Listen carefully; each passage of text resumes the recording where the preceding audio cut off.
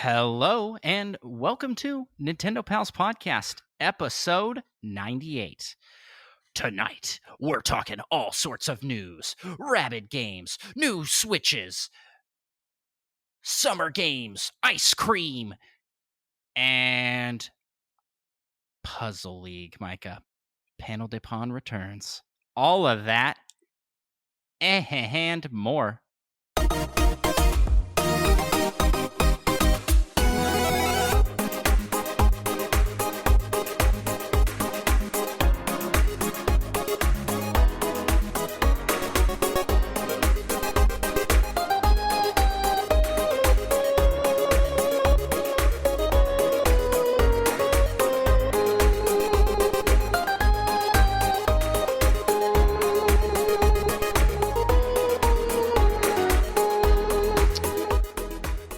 Greetings, fellow Nintendo pals.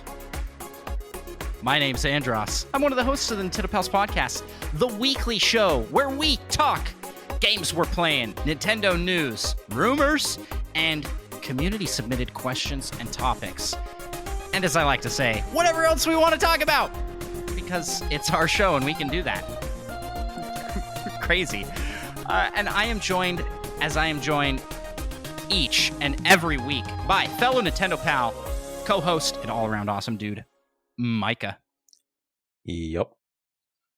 And Micah, we've got a packed show tonight. There's actually quite a bit of news to cover this week, and I've been playing games. I've got exciting stuff to talk about with that. But before we do anything else, just in case anybody watching on the video portion does catch this, I have a giant bandage on my neck. Now, those longtime listeners of the show will remember I had this same bandage on my neck about a year ago. I had a mole removed from the neck, and you know what? It was resilient. It came back. Might even be the first strongest mole to contend with our buddy, the third strongest mole. So I got it removed. At this point, though, if it comes back, I think it's staying. You know, it's just part of me. Well, I mean, at this point, like, it was essentially like all the way cut out, I assume. Is it even the same mole? It is. Or is it like that fancy ship conundrum? It's built with the same parts, but is it the same mole? Exactly. Who knows? It's a little gross to talk about moles, I think. So maybe we should just move on before we make any newcomers uncomfortable. If you are a newcomer, I got a bunch of those. Oh, like on your body, or like the animal, like just crawling around. No, yeah, on my body, and hopefully not the animals. They're just like crawling around the floor all the time down there. We'll call it Monty. Yeah, there you go, Monty the mole. If you are new here, welcome. This is the Nintendo Pals, not the Mole Pals, as you might think. That's a different podcast. I'm sure it's a great show. No, this is Nintendo Pals Podcast, where each and every Friday we try to take over the world. That's right. And we do that through the help of you, the listener, leaving us 5-star reviews on Apple Podcasts, Podchaser, Spotify, and Audible, and wherever else you can find that you can leave us a review. It really helps out the show. It helps people see us in the rankings of podcasts, and helps us stay up there in the top 10 Nintendo podcasts on all search engines. We've been up there for a while, and that is all thanks to everybody who has helped us to take over the number 8-ish spot on those lists. And we can keep climbing. We just need your help to do it. Like the fine person that left us a 5-star review on Spotify. Those are anonymous, so we can't shout you out specifically, but you know who you are, and you are awesome. Thanks for doing that. Micah, the streak is alive. We've had a 5-star review every week to shout out for the past 3 months, and we need to keep that streak alive. And also, Apple Podcast goers, I know there's more of you out there that haven't left us a review. I see the stats. I see where you're listening, and I see down on the bottom of your screen, if you scroll down, there's a 5-star review button. you should click that. That's all I'm saying. Yeah, because we're watching and we see what you do.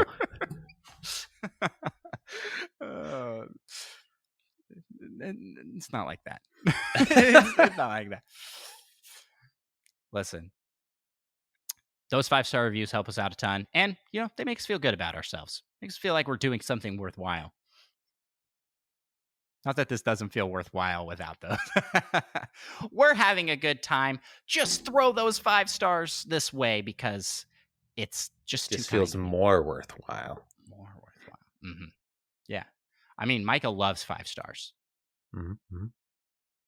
It's I'm all about them stars. It's his favorite amount of stars. If you do any less than that, he's a little disappointed, and we don't want Micah disappointed. Anywho, Micah, you won't like me when I'm disappointed. Let's jump over to the first segment of our show and let's talk what we've been playing in. What you playing?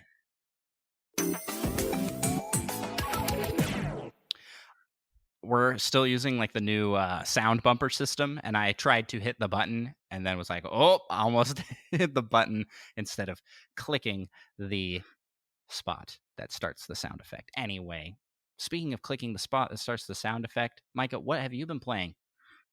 Well, because that's how you start games on the Switch. That transition the spot. It's really stretching. Yeah, I just looked them up and I already forgot what I'd played. So let me open this back up. Oh yeah, while my friend was in town, we managed to play some Smash Bros. Oh yeah, just like the old days. It's been a while since I've been able to play that locally. Been a while since you've been able to beat him up in Smash Bros. Because I'm sure you smoked him. He doesn't play games as much. Only a little bit. The problem is once everyone's like, hey, maybe we should start doing this like auto handicap thing. And that's always just a terrible idea, in my opinion. Because then sometimes I lose. That's true. It's true. Yeah, besides that, I tried approximately 7 to 8 minutes of the Live Alive demo. I tried the That's robot. Not much. Yeah, I barely got to where I could even control my character. The robot one, and then something came up. Oh, okay. I was like, what happened? I managed to get back to it. Stop. Like, this couldn't hold Micah's interest for more than 7 minutes, so he's out. Yeah, I mean, too much talking. Having to read. I'm here for the violence, Isn't there voice acting in that? A small amount. At times, there's voice acting, but not all the time. Oh, okay. Wouldn't you know if you played the demo? I haven't played the demo yet. I haven't had time. Besides that, I'd play more than 7 minutes. That's for sure. Besides that, I played something on the NSO. I don't remember what it was, but according to what my Switch is telling me, I played something. I'm sure it was fantastic. Man, I played just a little bit of Mario Strikers again. I really haven't played that much of anything because I've been a little distracted by a not Nintendo game, which I finally finished. So I'm ready to dive back into some more Nintendo games. Is it the BioShock one? No, it's Forbidden West. Oh, okay. I completed every quest. And not even necessarily because I wanted to. I just feel like I had gotten so close to doing everything. At that point, I felt compelled to do it. But I was kind of ready to be done. Yeah. Before that point. I hate to be that guy, but how's it compare to good old Zelda Breath of the Wilderness? It's pretty good. It's not quite as fun to just run around and explore, in my opinion. Okay. The combat is relatively different because it's essentially like 90% bow use, at least against machines. But they kind of changed it up in this one so that the regular people you have to fight, which happens on occasion, they all have like helmets. So you can't just like snipe them in the head from a mile away. And your bows do much less damage against them. So it's kind of a nice break in pace because you have to get up close and personal with those guys. Oh, But yeah, I mean, it's a lot of fun. There are too many weapons and element types, in my opinion. Okay. Because you can like shoot these canisters, and if you shoot them with the right elemental type, it causes these reactions. And I just could not get enough bows that had the right element types that I preferred, so that I could set all those off. But I finally did like 2 hours before I finished playing the game, so that was nice. I finally got an optimal setup, in my opinion. It just took the entire game to get there. But I mean, I feel like that can't actually be a negative thing. I just sometimes like my combat to be a little simpler. I don't want to make all these extra decisions on what kind of bows I want to take with me. But yeah, no, it's a lot of fun. Not quite as good as Breath of the Wild, in my opinion, though. But it does do some things better. We'll just leave it at that. Okay. All right. Well, that And transitions. I guess I finished off with a little bit of Fall Guys. Oh, and also some Rocket League. Of course, every week. Yeah, I had to play some Rocket League an hour ago because that's when I put in my new GPU. Oh.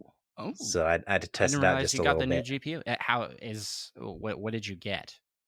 Do you even know? The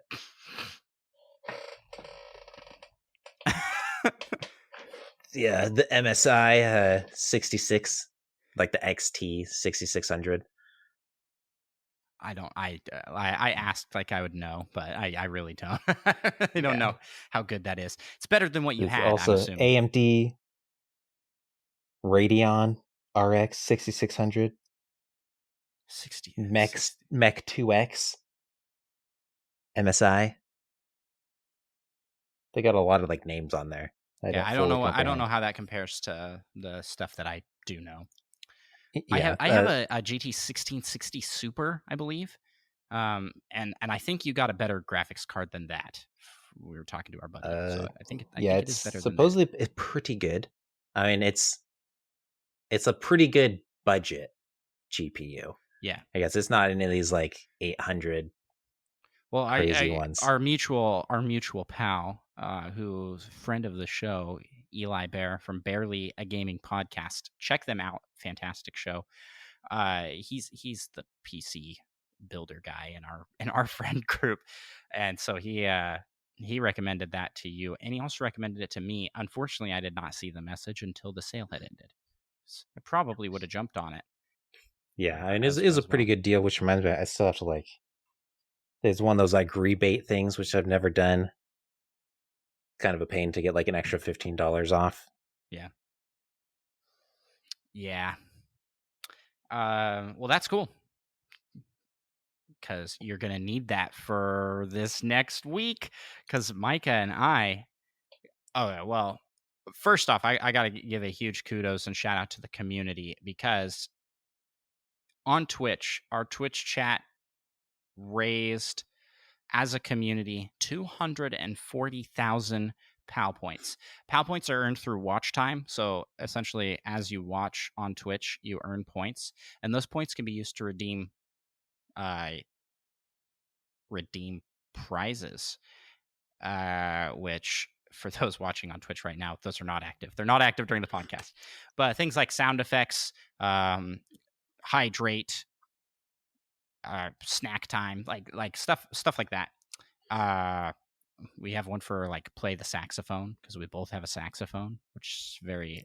Although I still need to clean mine.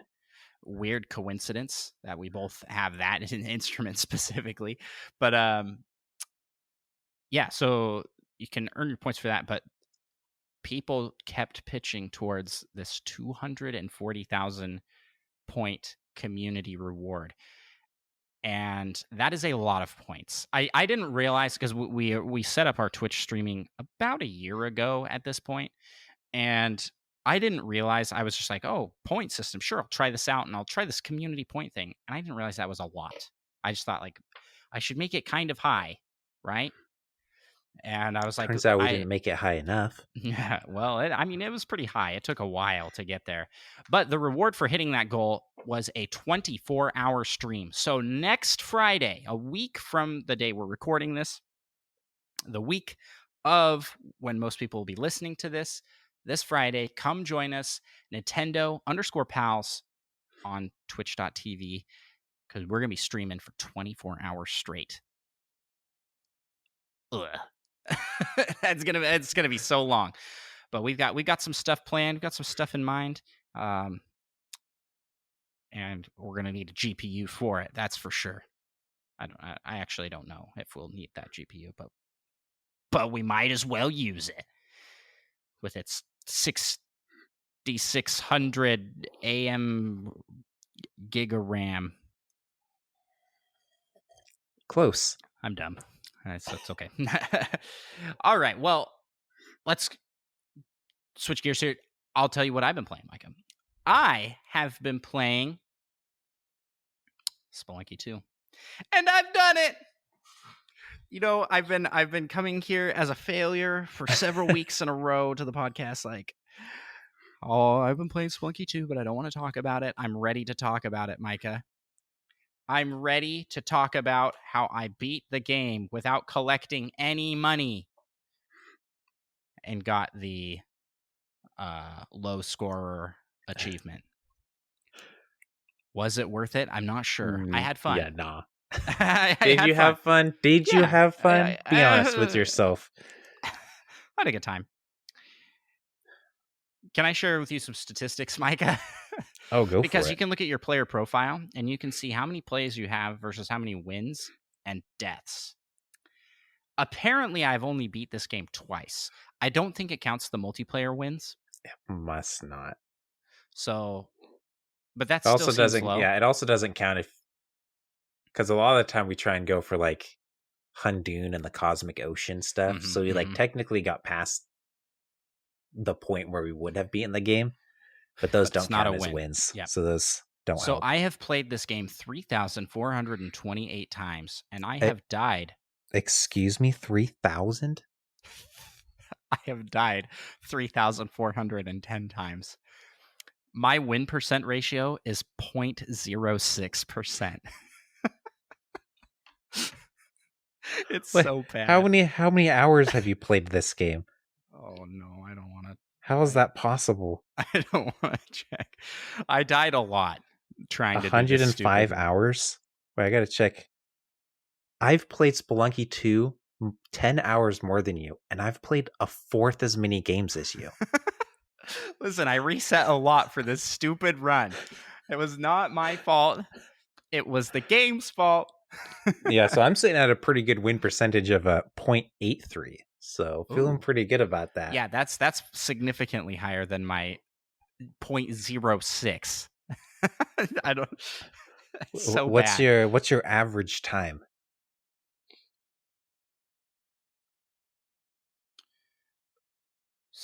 Average time? Yeah. To beat the game? Or average. I'm gonna guess that. I'm gonna guess that's what it is. 16 minutes 59 seconds. It's my average. Nice. Yeah, mine's all the way up to 30. Yeah, I just play a lot more cautious than you, but also faster. Apparently, that's 100% true. No, yeah, slower. What's your best time? 7 minutes and 16 seconds. Oh, yours is better than mine. My 7 minutes and 27 seconds. Not far behind you.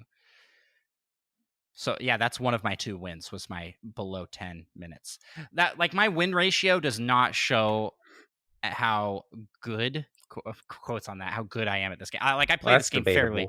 I play this game fairly well, I'd say, but I don't win it often. Yeah. So I did that. I made it through. Collected no money. I played fairly cautiously to do that. I did end up getting Vlad's cape. That's nice. What the item is called. Yeah, I believe I traded a jetpack for it because it's significantly less dangerous than the jetpack. You can land a little bit safer, and the jetpack explodes on impact with certain things. Any sort of fire touches you, you're dead. Yeah. Yep.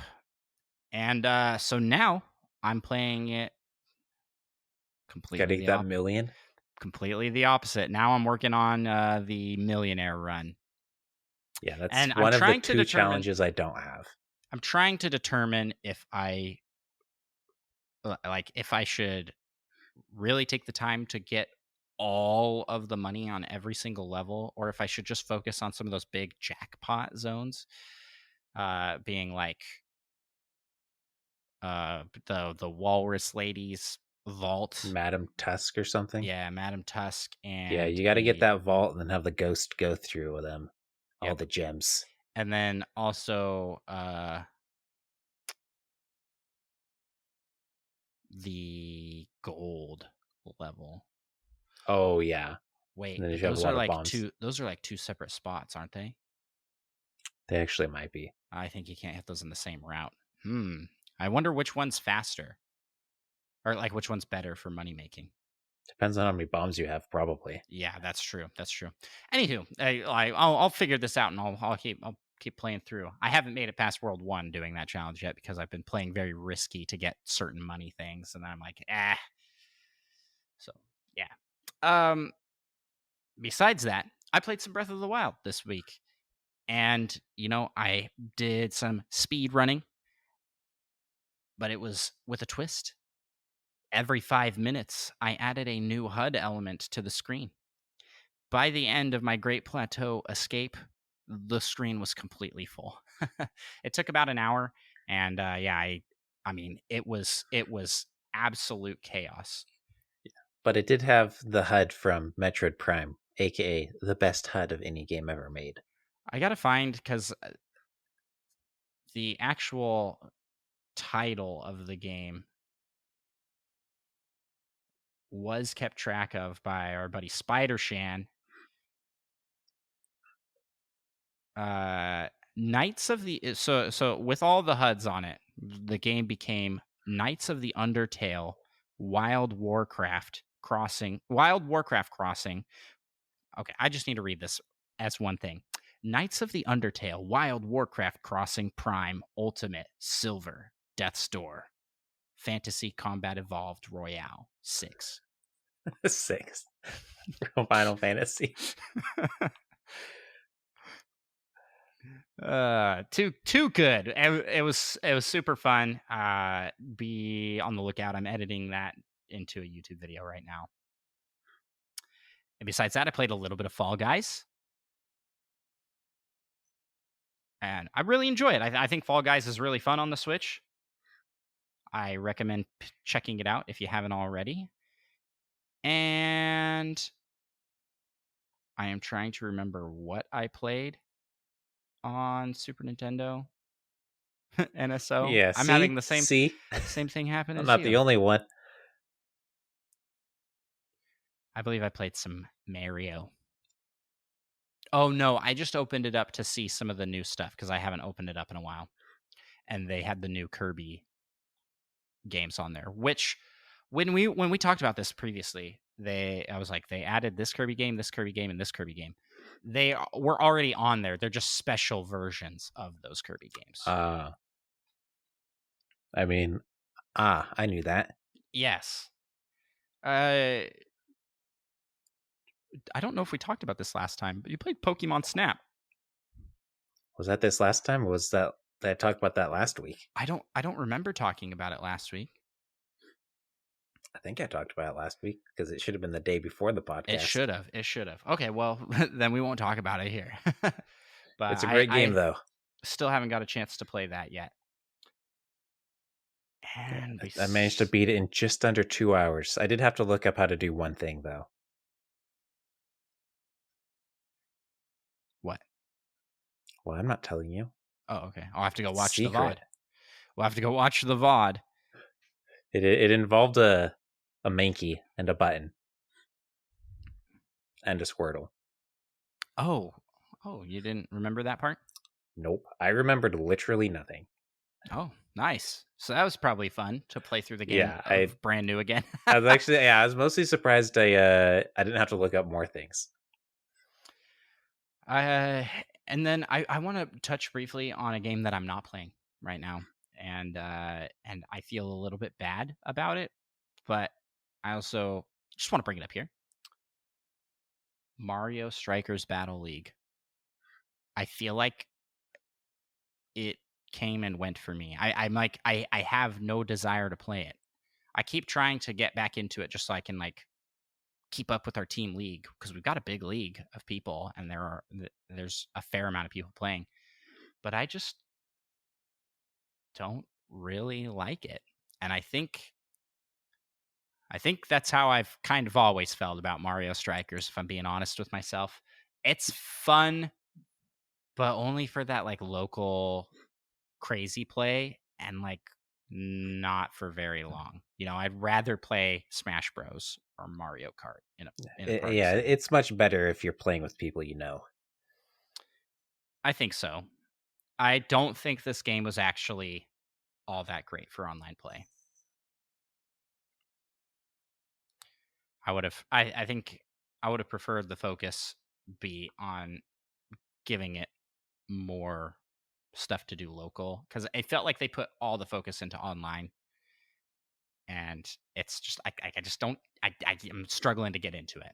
Maybe that's just me. I have heard similar things from a lot of podcasts I listen to and a lot of people I've talked with. It's just like just seems like it's not holding interest. And also, where's the DLC for it? I thought they were going to add more characters. What are your thoughts, Micah? Are you still playing it? I mean, I haven't played it too much, but I've been distracted with other games. There's that too. I mean, I really just haven't had a whole lot of time. All those Spelunky runs, you know. Yeah, those 3,000 Spelunky runs. It blows my mind that you've played that many runs while having less time in the game. I am bad at the game. I think I can admit that, but I'm having a good time with it. So you know what? Doesn't matter.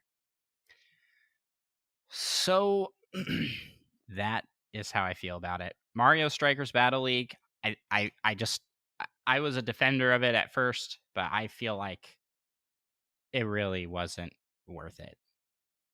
Like I'm at a point. I mean, it's only been out for what? 3 weeks? 4 weeks? I have no idea. Time is an illusion. So maybe with more DLC, it'll get to a point where I feel like it's more worthwhile. But right now, I think I can pretty strongly say I don't recommend this one. I don't recommend picking it up. Not worth $60 to me. Go get Nintendo Switch Sports instead. Although I haven't been playing that either. Like I really haven't Well, dove you back haven't into playing that. Switch Sports? I know. Listen, I like I was so hyped for this game. I was so hyped for it, and I just haven't. It hasn't sucked me in. I've been a little bit disappointed by it. Not like I think it's a great game, and I think I can say the same thing about Strikers. I think they're great games, but they just feel a little substance light to me. Maybe that's just okay. Like that's how they're designed. For Nintendo Switch Sports, I feel like that one I have no regrets buying, and I will keep going back to it. But Mario Strikers, not so much. Sounds like we just need to play it more. The two of us. Yeah. What I need you to do is get Nintendo Switch Sports. We can play that some more. Too late. That ship has sailed. You can trade in Strikers for it. It's only $40. Yeah. I don't know. I really don't know because I don't want to smack on him too hard because I think there's been so many people have been like Mario or no, not Mario. Nintendo releasing unfinished sports games. What a problem. And I do not agree with that mentality. But for me personally, Strikers hasn't been awesome. And I think that it is a combination of I didn't like Strikers to begin with. And it's just not filling what I want out of an online Mario game. I liked golf a lot more. And people hated that one. I loved it. I still love it. I think Mario Golf is garbage. Yeah, that's what garbage game. That's what people say, but not I. Super really Rush mode, straight malarkey is what it is. I have hardly played Super Rush mode. Actually, I played a lot more of just standard golf. But yeah, I just know that it's like, oh, you did bad on the last hole. We're gonna let you go first, so that every computer and person playing can hit your ball with their special ability yeah, exactly, and launch you into the void. No, I mean, that is a good party game. I just like to give it a hard time. I think that people are too harsh on the Nintendo Sports series. And also, you just don't. I think there's a problem if you buy them all. I don't think anybody actually needs all of them. I think you could get a couple of them. You know, the ones that interest the sports that you like. Yes. But if you buy all of them and you expect all of them to be better than they are, then you're going to be disappointed from them in general. I think the same can be said of like any game, though. Yeah, that's 100% true. It doesn't make any sense. Yeah, this is. I get what you're saying. I feel like the criticism of them is a bit harsh. I mean, they're sports games. They do have a Mario twist to them that makes them a bit more fun. And maybe there's more that could be done with them, but everybody's a critic and nobody's a solutionist. I mean, it's essentially two sports games in one. Yeah, go make that game if you want it so bad. No, that's terrible. That's not a good attitude to have. We got Game Builder Garage. Speaking of which, my son has been asking for us to get Game Builder Garage. He's like, when are we going to get it? I'm like, dude, I don't think you are old enough to really understand how to play this game.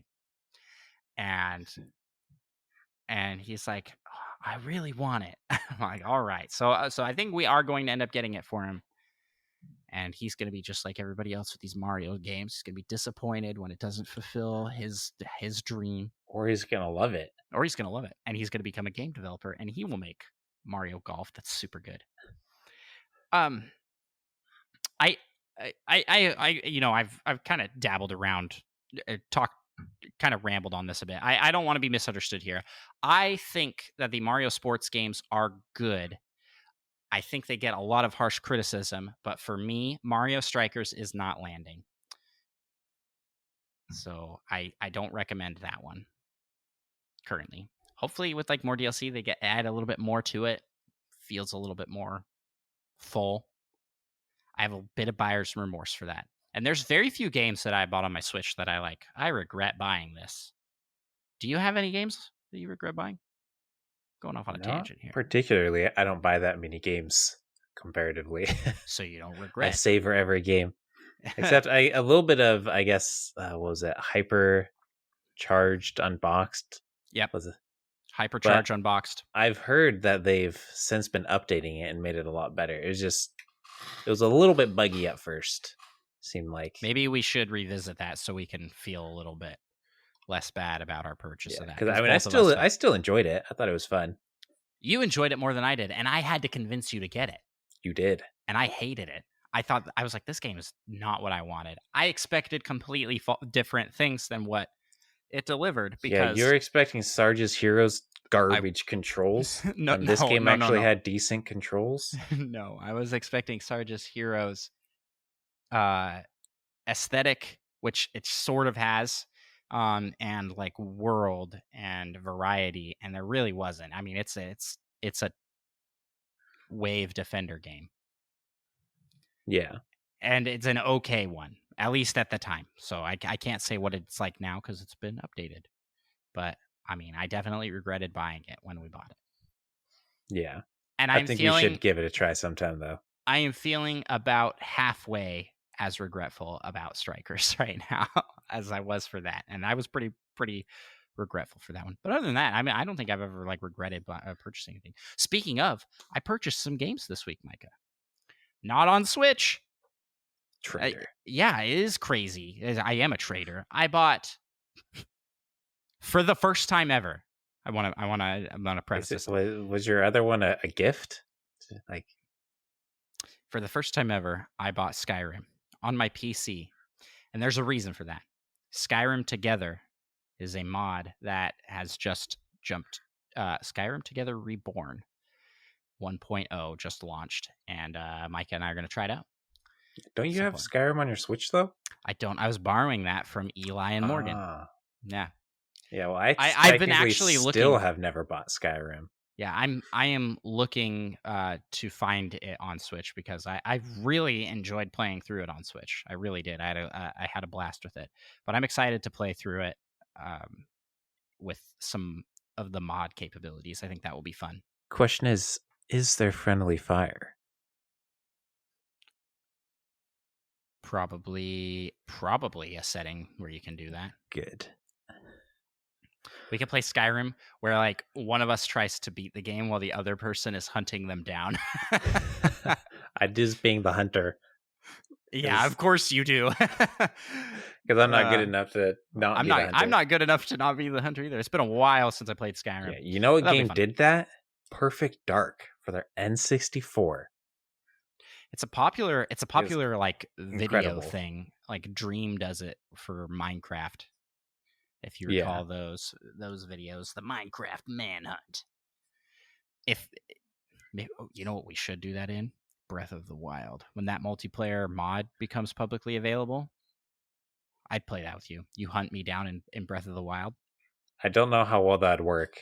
I start to get close and then you just like wind bomb away or just start skating through the sky.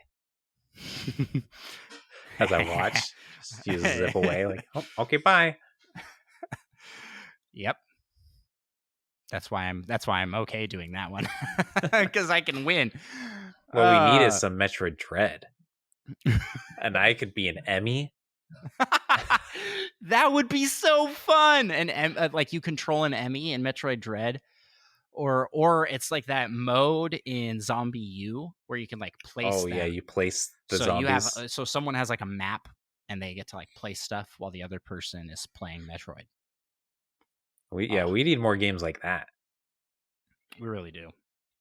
Well, Micah, we've talked quite a bit more in the What You Playing section about not what you playing stuff. So we should probably move on to the next segment of our show and let's talk the Nintendo news. Alrighty, I'll take this first news item. A Rabbids Party game came out and flew completely under the radar. It is called like Rabbids Legends or something. Yeah, Rabbids Legend Party, something like that. Hold on, I'm pulling it up. No, it is Rabbids. I don't want to watch the trailer. Rabbids Party of Legends. A Ubisoft, depending on where you are and how you like to pronounce that, game that went completely under the radar. I did not hear about this or see anything about this at all. It was kind of wild. You'd think that they would have at least like mentioned it, talking about Mario and Rabbids, but they're like, nope, this is the Rabbids game. Didn't want to confuse people, maybe? I don't know. Maybe. But this one is launched, and apparently it was like an exclusive in Japan, China, wasn't it? China was it China? Japan? Yeah, I don't remember. A region exclusive wherever it was, and is now out everywhere. So that's that. If you like Rabbids, more Rabbids and parties.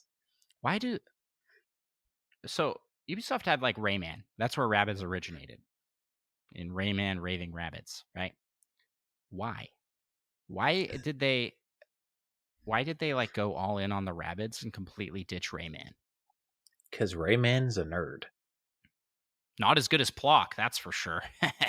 But no, like Rayman was like their guy, you know, like their too similar to Mies with the detached limbs.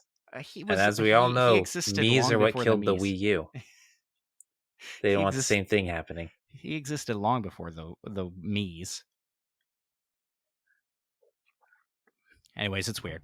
I feel like Ubisoft needs to kind of circle back and go rein in the Rabbids a little bit. I think they went a little too Rabbid crazy.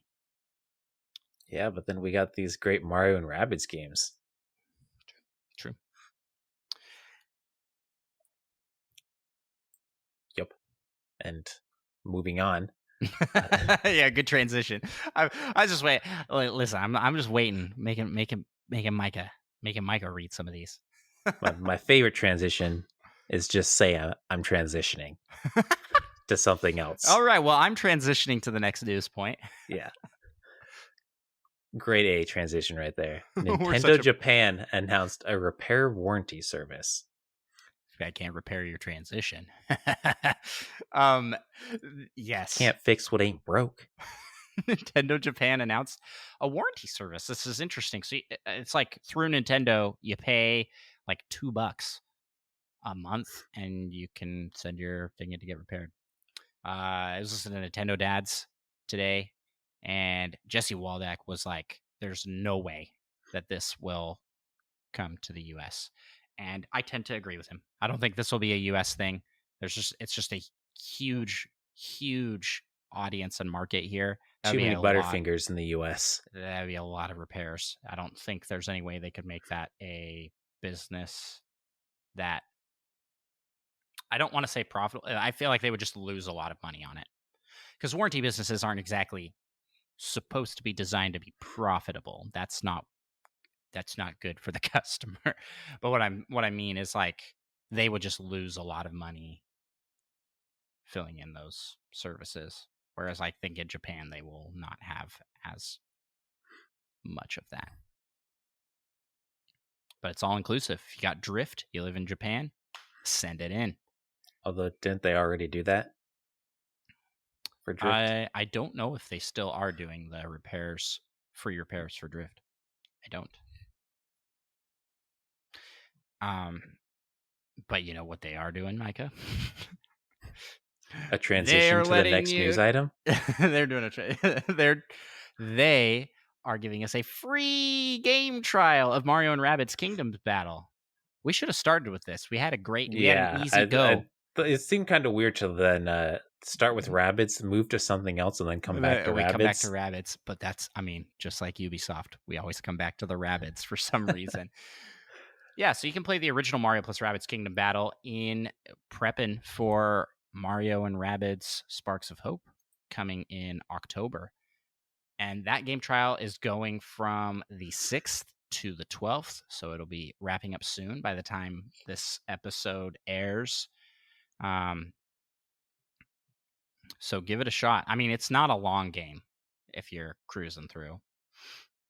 Yeah, but it also, you can extend it a bit by collecting certain things and whatnot. Mm-hmm, mm-hmm. So you could get through quite a bit of it. And also the game is like always on sale for like gold edition, $15. So if you like it based off the trial, just catch it on a sale, or wait for Sparks of Hope, or wait beyond that for that one to go on sale, or wait beyond that for the third game to go on sale, or just never buy it. Yeah, you're so excited that you never buy it. I mean, why would you buy Mario and Rabbids 2 when you could buy the third one in 3 years? Yeah, precisely, Micah. Oh my goodness, what was that? Oh, Micah, it seems like the rumor Pikmin have busted their way into the news segment a little bit. Guys, you are not supposed to come until down the road. We have that segment later. But they were, screaming a whole bunch about a new Switch Pro. Switch Pro. Yeah, gosh. But they're wrong. You want to know why they're wrong? Because there is no Switch Pro, you fools! How strongly do you feel about these Switch Pro rumors? Hit us with the news, Micah. Hit us with the news. We are getting a new Splatoon-themed OLED and Pro controller, a.k.a. the Switch Pro. Potentially. Okay, so in the course of a week, this happened after the last episode recorded, and recording this episode now, a flood of rumors for Switch Pro coming because Nintendo took down this trailer and there's all these things. It's imminent. The Pro is coming. Whoa. And I mean, someone took a screenshot of their YouTube feed, and it's like all these YouTubers that are like shocked face with a clearly like a fake Nintendo Switch Pro behind them, like one you can just find off the internet by searching Nintendo Switch Pro, and they're all like, Switch Pro imminent, Nintendo Switch Pro leaked early, and capitalizing lots of words and stuff. I make fun of it, but we do similar stuff on our YouTube videos. What works, I guess. Although we don't report on that kind of stuff in separate videos like a lot of these tubers do. Also, you should check out Nintendo Palace YouTube. It's pretty great. But we don't do like news videos other than our podcast. We do like gaming videos on games we play, like the HUD Zelda HUD video, and reactions to directs and trailers and things, but not like maybe we should like every time there's a rumor we hop on and we make a 10-minute video where it's just us going like, Switch Pro's coming again, it's here, everybody's saying it. I laughed because I didn't actually see any of those. You don't know why, Micah? I was out of town. I was out of town. I was on vacation, and so I missed. I wasn't online like tracking that stuff, so I completely missed all the rumors. And I came back to just people talking about like, wow, everybody, like, the rumors for this are going crazy, and I was like, what happened? And then like literally the next day. The next day, Nintendo announced a new Splatoon themed OLED. So there you go. That was it. So now we know anytime these Nintendo Switch Pro rumors get like crazy and leaks happen and things like that, just expect a new Switch color that's about like 100 hype levels down from what people are making it out to be online. That or it's just still, nothing's gonna happen. It's still super cool, okay? The new Splatoon themed OLED is gorgeous. I think it looks really good. Especially the Joy-Con. I think those look great. Like one thing I don't like... gradient. Yeah. One thing I don't like about the Joy-Con is they are not color gradient on both sides. It's like gray on the back. I'd say it's more of a white on the back. Yeah, I don't like that. I don't like the multicolor on that. I like the gradient on the front. I wish it was like that on both sides. I don't know. I think it looks kind of classy. Oh, you like it's it? It's like the mullet, but reverse. Party in the front, party in the front, back. Business on the back. Yeah. Good call. The dock looks really good, and the new Pro controller looks really cool too. If you had to get a Switch OLED, what color scheme would you get? Would you think you'd go with this one? Probably. Although just the original color scheme also looks real nice. Red and blue or the white? The white. Yeah, the black and white looks really nice together. Agreed. Now, this does bring up the question, do you think they'll have a Zelda one for Breath of the Wild 2? We didn't get a Zelda Switch for original Breath of the Wild, but that was also because it was a launch title. Yeah, I mean, I think they definitely should. I think it would do quite well if they did. It would be very hard to get. I think I would upgrade my OLED to buy a Zelda model. I would like sell mine and get the new one. Or you could just give it to me and then buy a new one. Yeah. Technically an option. Just to lose the money. Yeah, it makes sense. It was talked about on our Discord. What if they did a gold Switch? Because that's like what they do for Zelda stuff, like the gold cartridges. They had the gold Wii remote and nunchuck combo that you could get. I don't actually remember that.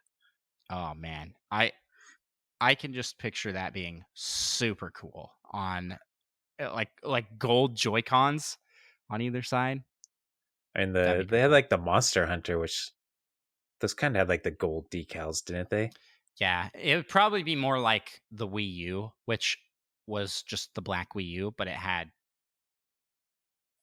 Zelda-y gold trim type things on it and a Triforce on it. It's cool looking, but I mean, not quite as cool looking as the gold Wii remote was. So, yeah. Fairbear in chat says actually gold. Actually, what Fairbear said was actually golf, but I think that was a typo. Yeah, confused me a little bit. Actually, golf? Like, sure, we can talk about golf.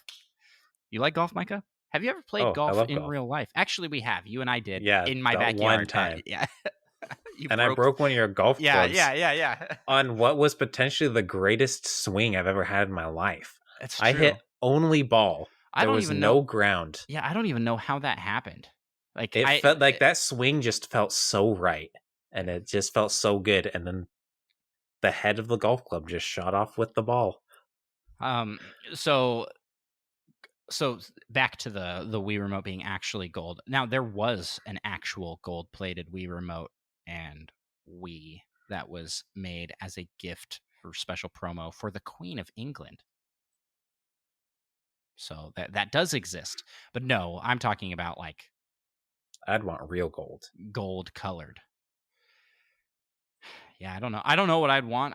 But I want whatever it is. Zelda theme? Yeah. Just give me like the Sheikah slate. Just inject that straight into my brain. Like, I hit myself pretty hard. Just smacked myself with my Switch. Let's move on. I mean, they could just make it look like a Sheikah slate, right? I mean, easy. You know, like insane idea. Very good. Yeah. Yep. Well, because I mean that's kind of it's got that little bit of blue, and then it's kind of got that gold. That Splatoon themed OLED is really cool, and I just think, man, I wish I was like really into Splatoon because they get all the cool stuff, man. Like Nintendo freaking loves Splatoon fans. They just hate us Zelda fans, apparently.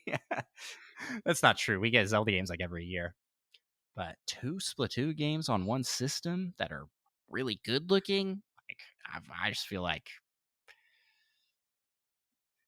you know, certain fandoms in the Nintendo space get a little bit extra special treatment, I'd say. Fire Emblem is one of those. Yep. they get quite a bit of stuff. And then, you know, just got us crying over in the corner, us Star Fox fans. We get nothing for you. You're not our favorite child. But then we look over at the F-Zero fans and feel just a little bit better. They're not. Those don't exist, obviously. all 10 of the F-Zero fans. Man, yeah. Well, our next news item is you know, we talked a lot about the Wii remote. Guess what's back? Guess who's back? It's the Wii Shop channel and DSi shop. They're back up. But no purchasing's available, but they're back up. I think they were down. I don't think they were intended to be down yet. And they were down just for a long time and not put back up for some reason. So if you have purchases on there, outstanding games that you can download, you can access those. And now's the time. Like, go on there and download everything, because who knows when this will go down and never come back. There you go. Yep. Also, maybe we should just go on to listen to the Wii Shop channel music. Oh, yeah. I mean, that's a classic. It is pretty good.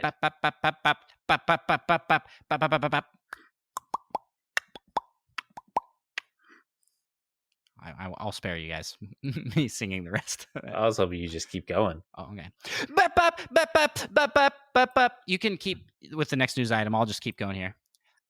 Okay, yeah. I actually don't really know what this news item is about, per se. Ice cream. I missed. This is an ice cream one. I missed that one a little bit. It says, let's take the game to the next level. Our dream team of Nintendo creations for summer are here. And there's the Mighty Pink Puff, the Superstar Sprinkle Blast, and the Island Getaway. Yeah, these are some pretty awesome names for ice cream flavors. Not gonna lie. The Kirby's, the Mighty Pink Puff, Superstar Sprinkle Blast, I think is Mario. I was gonna say Star Wars for some reason. That's That has not Star in the accurate. name. I'm assuming Animal Crossing for the Island Getaway. Yeah. Yep. And they look really yummy. I actually went past a Cold Stone while I was on vacation and was like, ooh, those look good.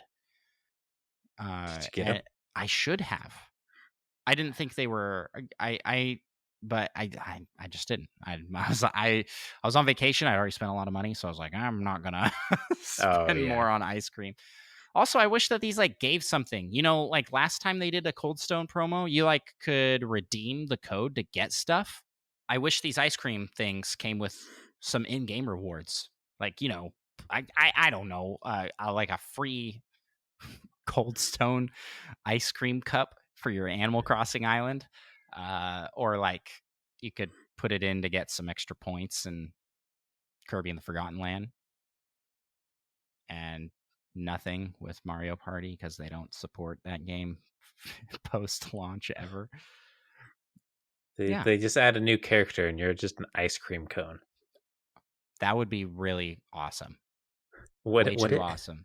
Yes. Oh yes, I'd play the heck out of that character.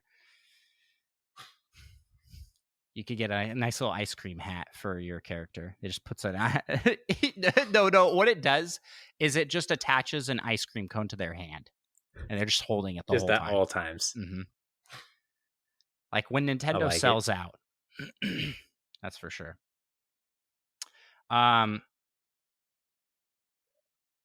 The next news item, speaking of sells out, the Pokemon Company printed 9 billion Pokemon cards in the year and the fiscal year ending this last March, more than doubling 2020's production in total.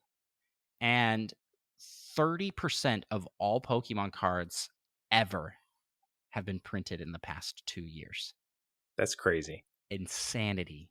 That is so many Pokemon cards. Why are they doing so well all of a sudden? Well, pandemic like gave them a huge boost, and they got really popular among streaming and gaming communities and circles because people would open packs on stream. I mean, you know, we were reporting on this a whole bunch in 2020 and 2021. Yeah, with stores not selling them like in person anymore because people are getting going into crazy. Fights. Yeah, yeah. I mean, like it's what a world. It's like Pokemon is like the best if you stuck with it, you know, because it never went away. It has been absolutely it will never die. Top of the food chain for what it is since it came out. And I feel like the last couple of years, the Pokemon craze has been bigger than even I remember it being at like peak hype in the 90s, you know? Yeah. But speaking of which, I should just change the order of these around. Hold on. Yeah, we almost did the same thing with we almost did the same thing where we were like, hey, let's come back to Pokemon. Yeah. I really should organize this by topic. I just organize the news bullets by how I see them. I think you do the same.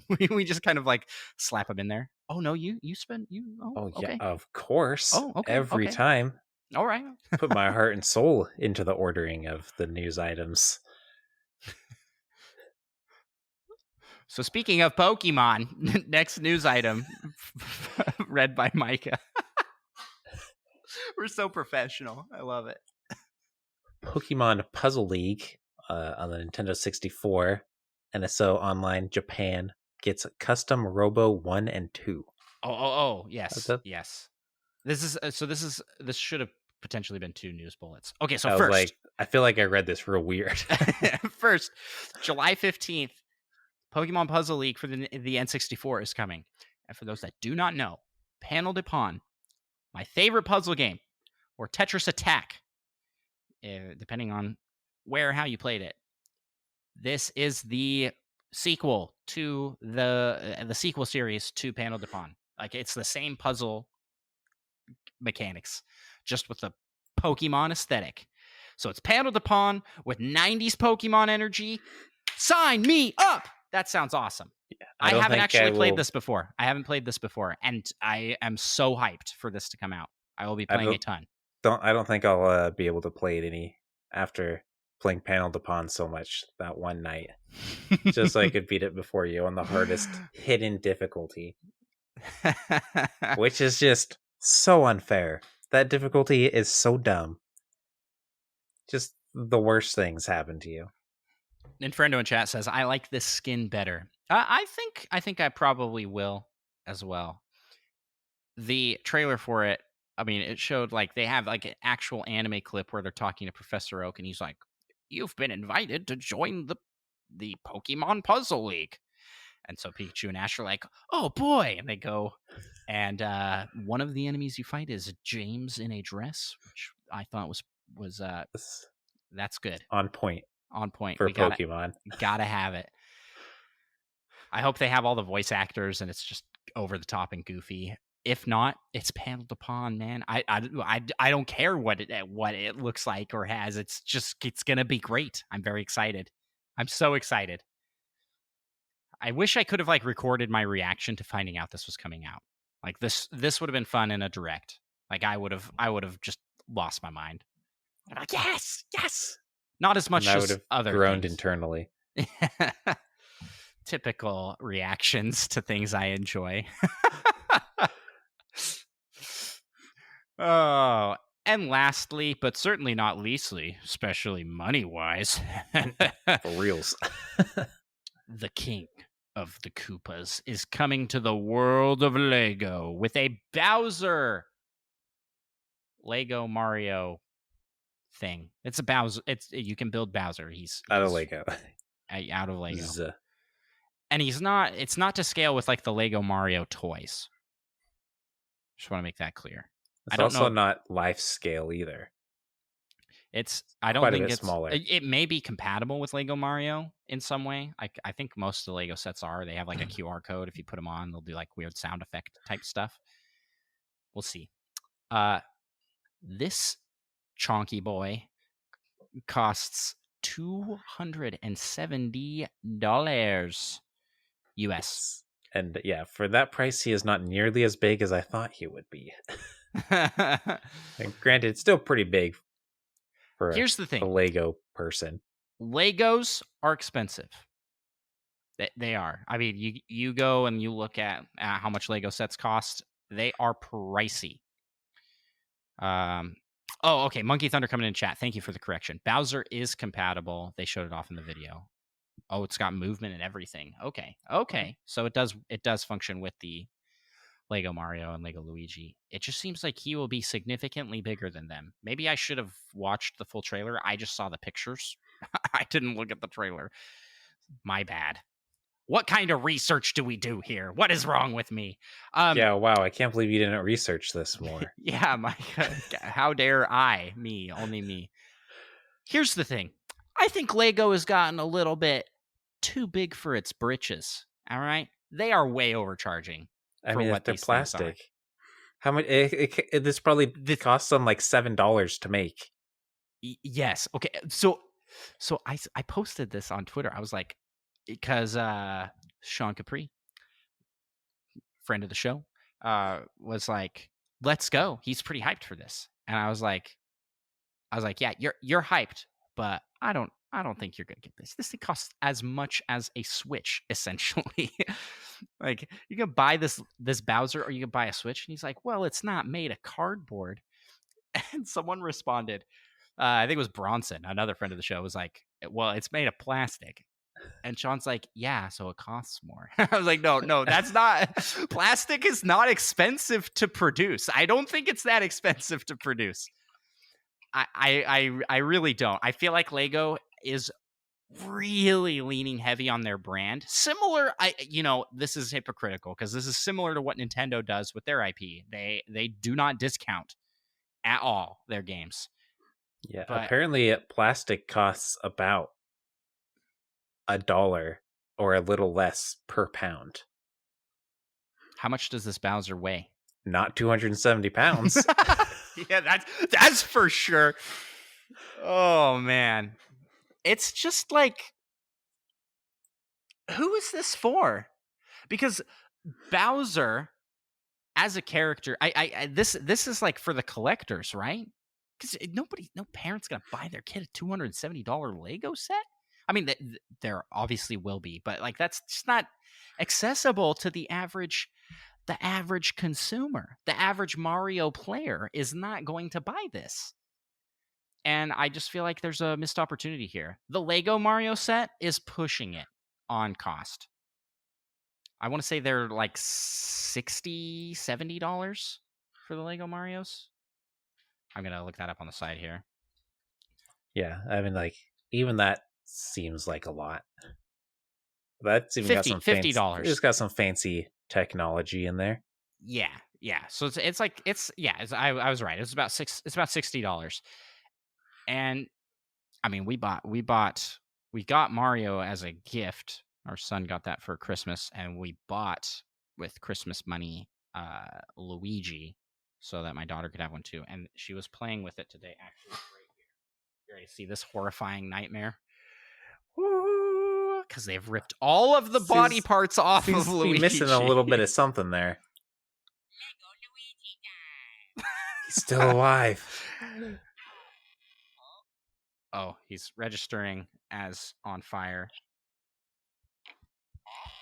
Yeah, so I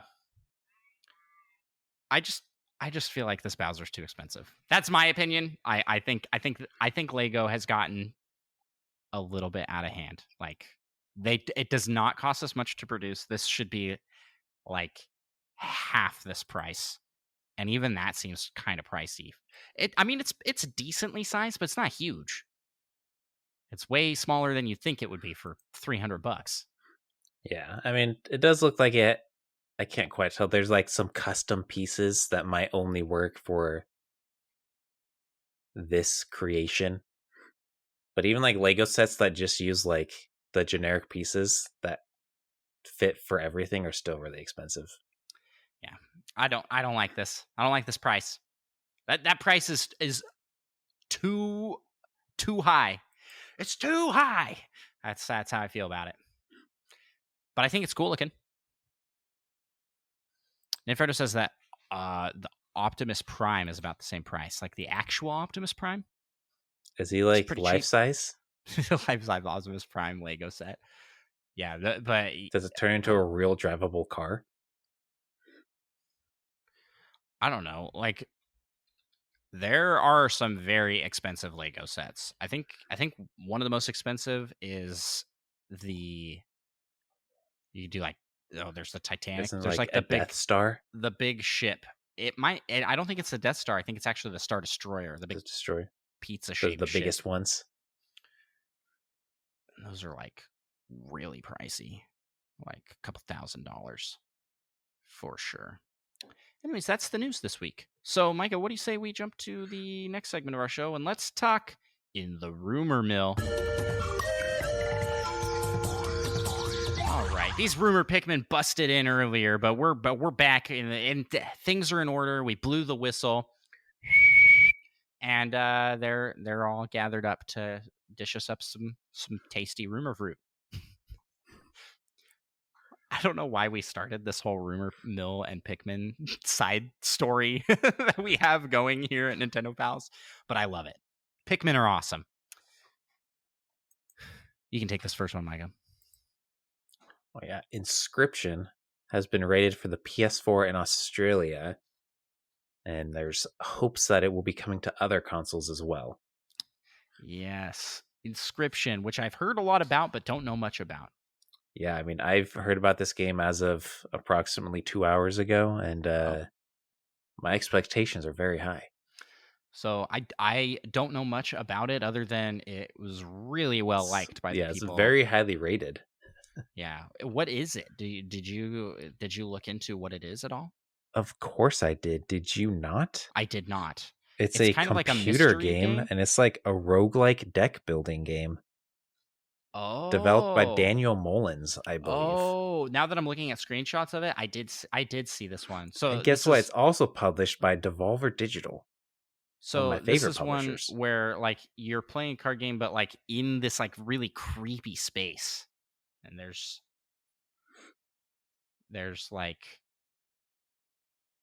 stuff with the world around you, but you're playing the card game in this world. So that's cool. So kind of like Yu-Gi-Oh. I guess. I don't know. I'm just looking at the screenshots of it. This looks right up my alley. I would like this game a lot, I think. So I definitely hope it comes. Next rumor. Mario Kart Tour coming to PC. Now this rumor comes from I believe it was spread around over on Reddit. Now the rumor is that the Google Play Store is coming to PC, and essentially that gives a route where you can play Mario Kart Tour on PC. They'll be adding mouse controls and you can play it there. That's pretty cool, I guess. I will not play this on PC. That's not going to make it better for me. But if it's on PC, can it be modded? Do you think people would mod the game to make it actually good? Wow, so you don't think it's good? I think Mario Kart Tour is terrible. I don't like it at all. I don't like the auto drive. It doesn't feel like Mario Kart. And like it just doesn't feel rewarding or fun, but it looks really good. I'll tell you that. Like it looks really good. And the characters and the costumes, all that stuff's pretty cool. The gacha system, not cool, but the characters and costumes are really cool and the courses are really cool. But yeah, I just don't think it's great. I think it's a pretty terrible Mario game, honestly. Mario Kart compared to every other Mario Kart game, it's just not as good. Right. So that's all I have to say about that. Would you play this on Heck no. PC? I played this like twice for like 7 minutes total. It might be fun to have it on there so we could stream it. That would be cool. But we also just have Mario Kart we could stream. Yeah, but there's like other games that would be fun, like that aren't on the Switch in other capacity. Games in general like, on the Play Store. Like Magikarp Jump. Oh yeah. Yeah. I still got that on my phone. I've been too lazy to delete it. I never Smile. will. Pokemon Smile. Let's stream some Pokemon Smile. I'll leave that one for you. My kids play that every day still. My daughter, not every day, but most days she wants to. And she's gotten to the point now where while brushing. So you start with the teeth brushing, and if you're brushing good enough, or at a certain point, a Pokemon appears. And it's all covered in purple gunk. And the more you brush, the more you clean it off. And then you get to see what Pokemon it is. And if it's completely clean, you get a Master Ball to catch it. Anyways, when the Pokemon appears, she flips out. I've shared this on the show before, but she's like, I gotta get that Pokemon! But now, if I'm not up there or nearby, she starts yelling for me. Dad! Dad! Dad! I gotta get the Pokemon! And it is the best. I love that this app has instilled a love of Pokemon in my children. Maybe this is indoctrinating. I don't care. Because that's how they get you. Because I like Pokemon and I like seeing my kids share a love of something that I enjoy. It's like, when your dad brought you to a baseball game and you had a great time at the baseball game. Your dad's like, oh, good, my son's into sports. And then we went home and we played video games and never got into sports. Maybe this is too personal. No, I'm just kidding. My dad isn't really into sports. But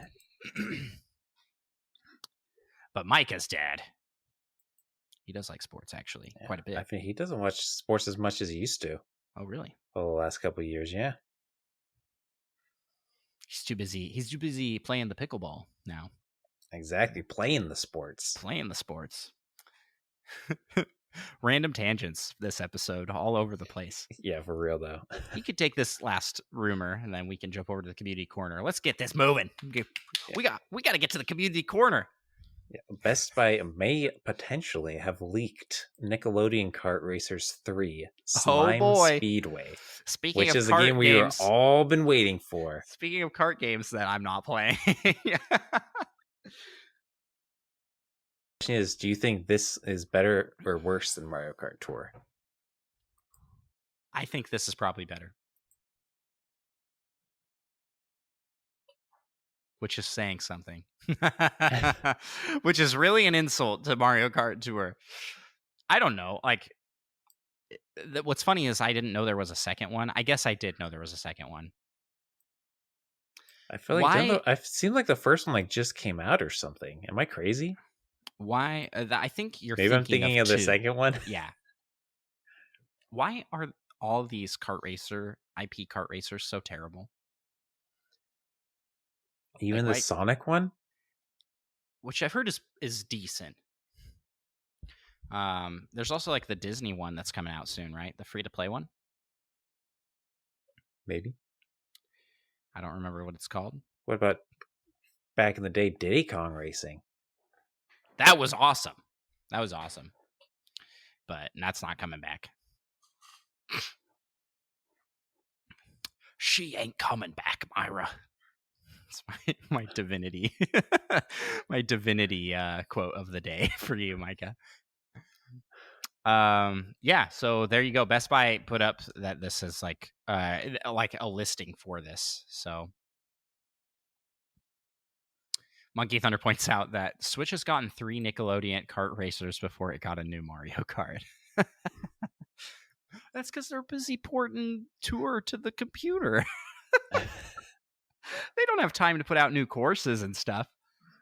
Oh man, let's move on to the next segment of our show, and let's talk in.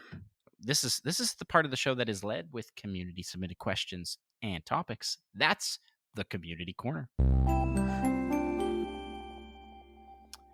And in today's community corner, we have a bunch of questions, actually. But first, I want to highlight that we got an updated 5-star review from our good buddy Parbrand. Listens to the show and leaves us updates their 5-star review almost every week. Appreciate that, Parbrand.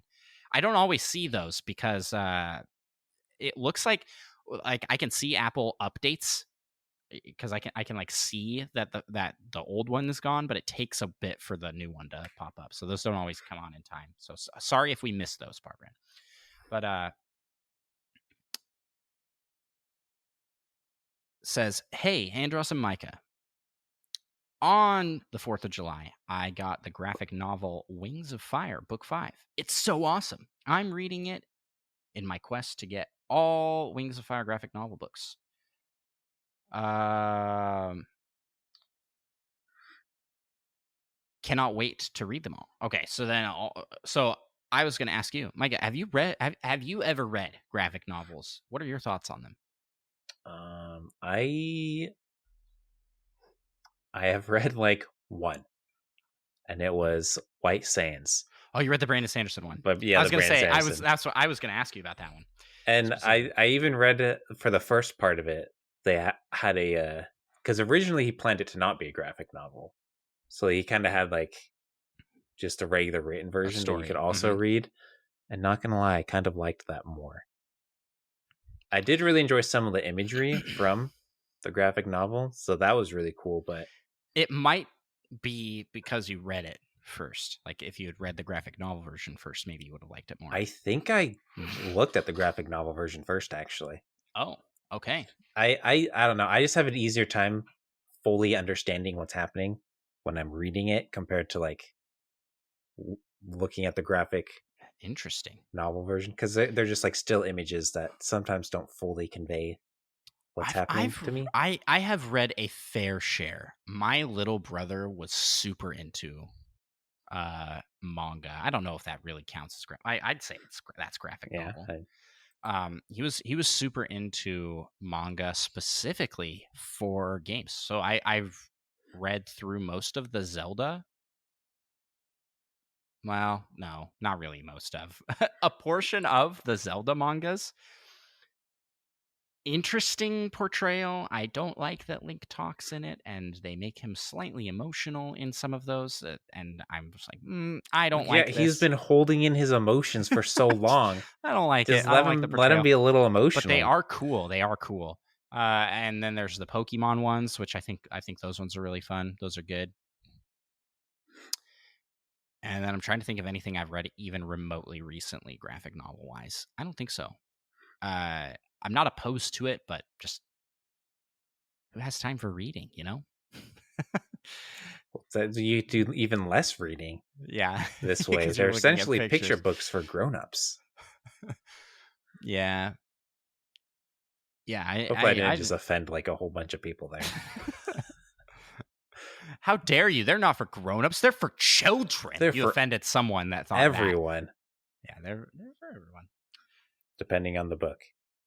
Um, yeah. Anytime I hear that, though, I think of graphic audio, which is how I really enjoyed listening to Brandon Sanderson's books that way. Not for everybody. In the same way, graphic novels maybe aren't for everybody. But graphic audio, they like have sound effects and different voice actors for the different characters. That's really cool. That would be fun. That would actually be fun to make and put together. Um,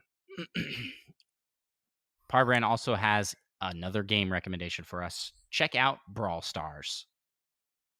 It has some awesome lore. And Karos Time Gaming, shout out to YouTuber Karos Time Gaming who does theories on Brawl Stars. I didn't know Brawl Stars had lore. I will have to look at that because I am familiar vaguely with Brawl Stars, but didn't really. I thought it was just kind of a Smash Bros clone. Yeah, kind of the same. Interesting. So I'll check it out. Thank you, Parbrand, for leaving us an updated 5-star review. Remember, you can leave us a 5-star review on Apple Podcasts, Podchaser, Spotify, and Audible. There's not a lot of reviews on Audible, so definitely if you want to help fill that out, that would be cool. To anybody out there, not to Parbrand specifically, to anybody out there if you want to. All right, Mike, you can give us hit us up with the first, the next question, I guess. Yeah, asked by Mute Dog the Gamer. Have either of you brought your handheld gaming system with you to school? If so, were you ever caught and had your game system confiscated by a teacher/principal? What's the story?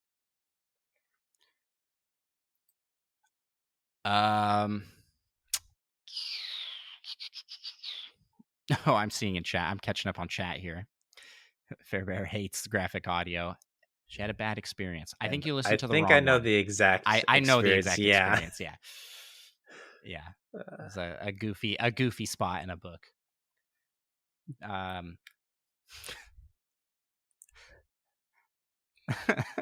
Anyways, Les, is that also a quote from the Italian Job? That I had a bad experience. Yeah, maybe when he's talking about dogs, like I think. Yeah. But back to the question. I have brought my handheld gaming system with me to school before, for sure. It has been so long that I do not remember what that was like exactly. I definitely didn't get it confiscated. I wasn't the type of kid to play like during school time. It was like that was play at recess and in breaks and things. Is what I would do. Yeah, I don't actually remember ever bringing a console to school, but I feel like I must have at some point. And then in college, I rocked bringing my 3DS everywhere. Gotta get that street pass. Oh yeah, brother. Gotta get that street pass going. I'd bring my little pokey pedometer thing. Oh yeah. Gold. Yeah. I did that a lot in high school. Yeah. I remember like the track team there in high school. They like everybody had one. Oh really? Yeah. That's great. Yeah. I don't remember it being. That's kind of boring. Boring answer with like I never got it confiscated, but I just remember for college time it was awesome to have the 3DS around so I could play the Street Pass Plaza games. Find Me.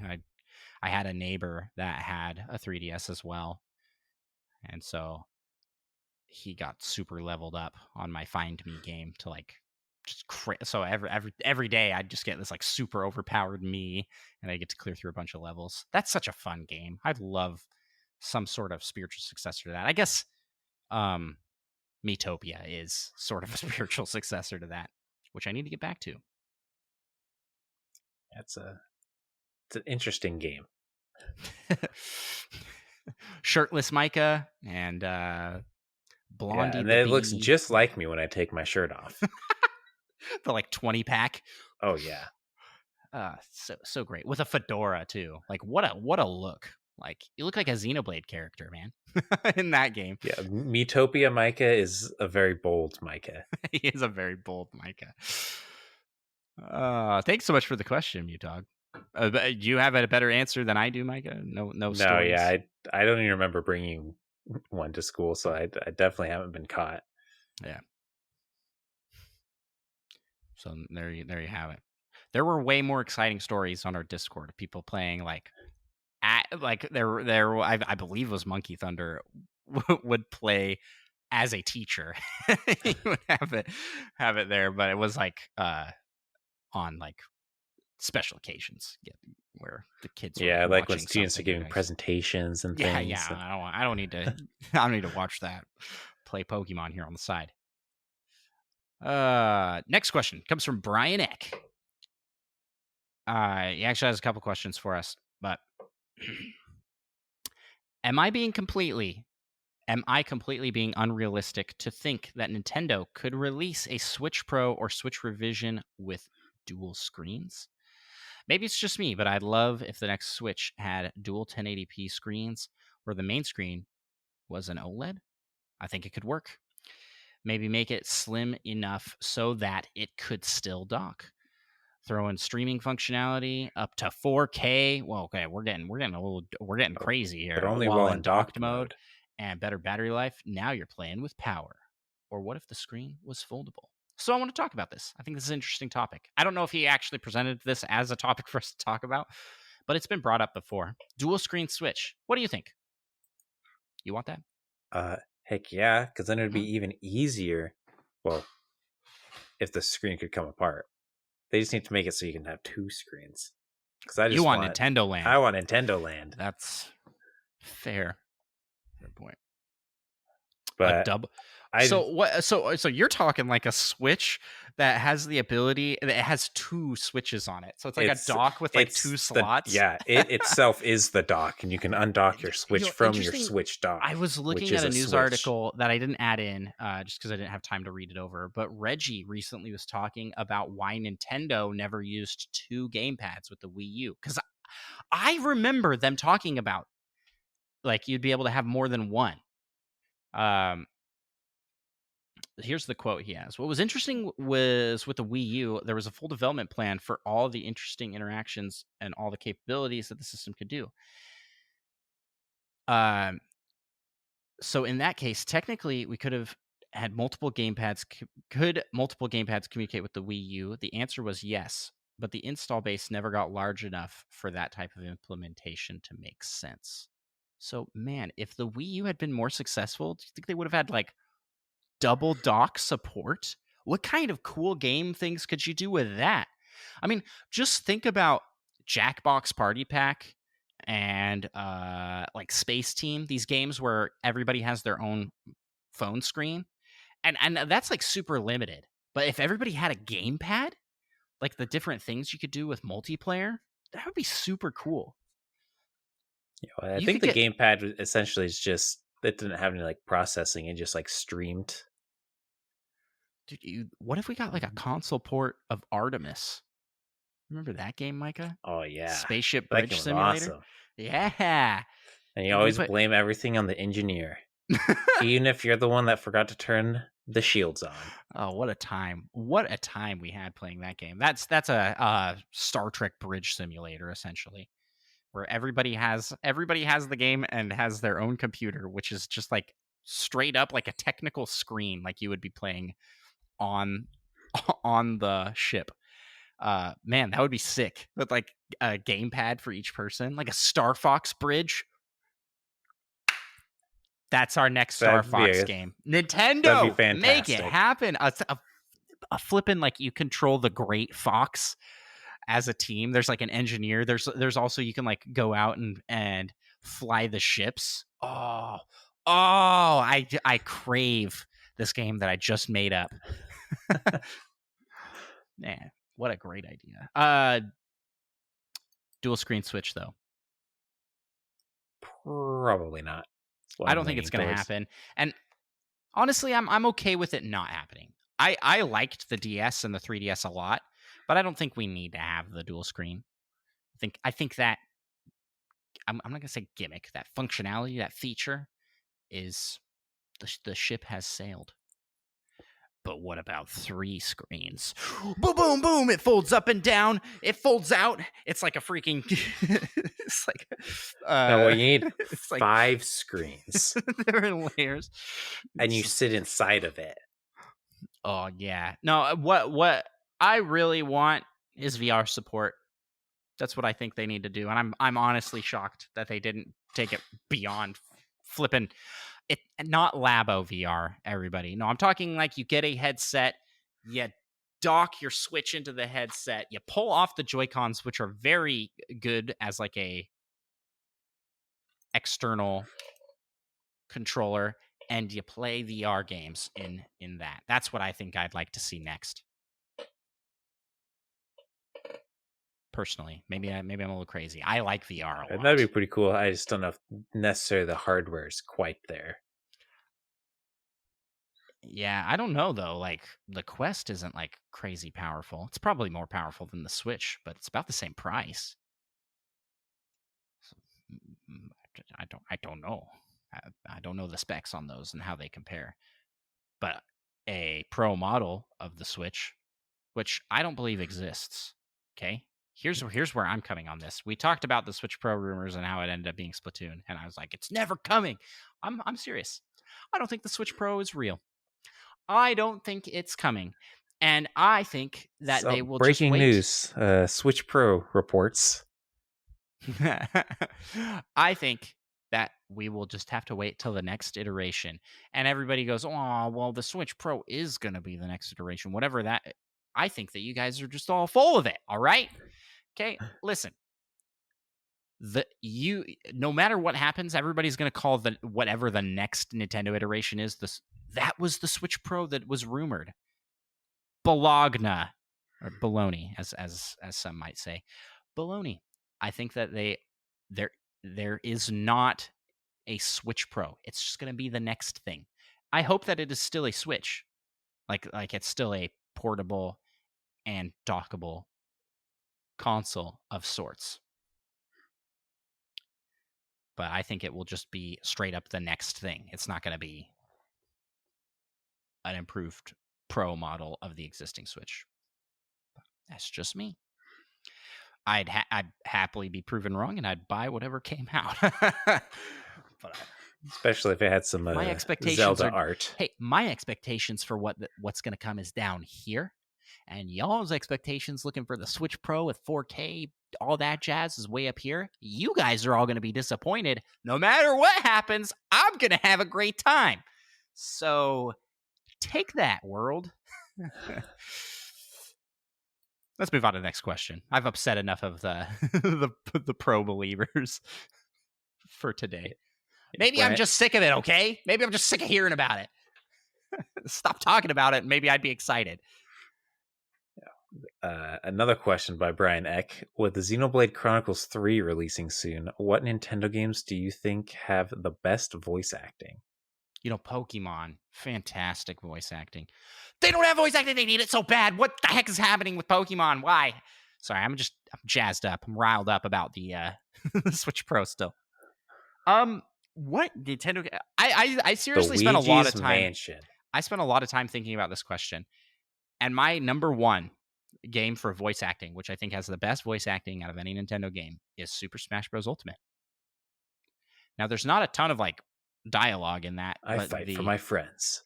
But the voiced lines are very well done, and then Free for all. Greninja. Like that. Kudos The to that classic guy. Ness. Okay. Yeah.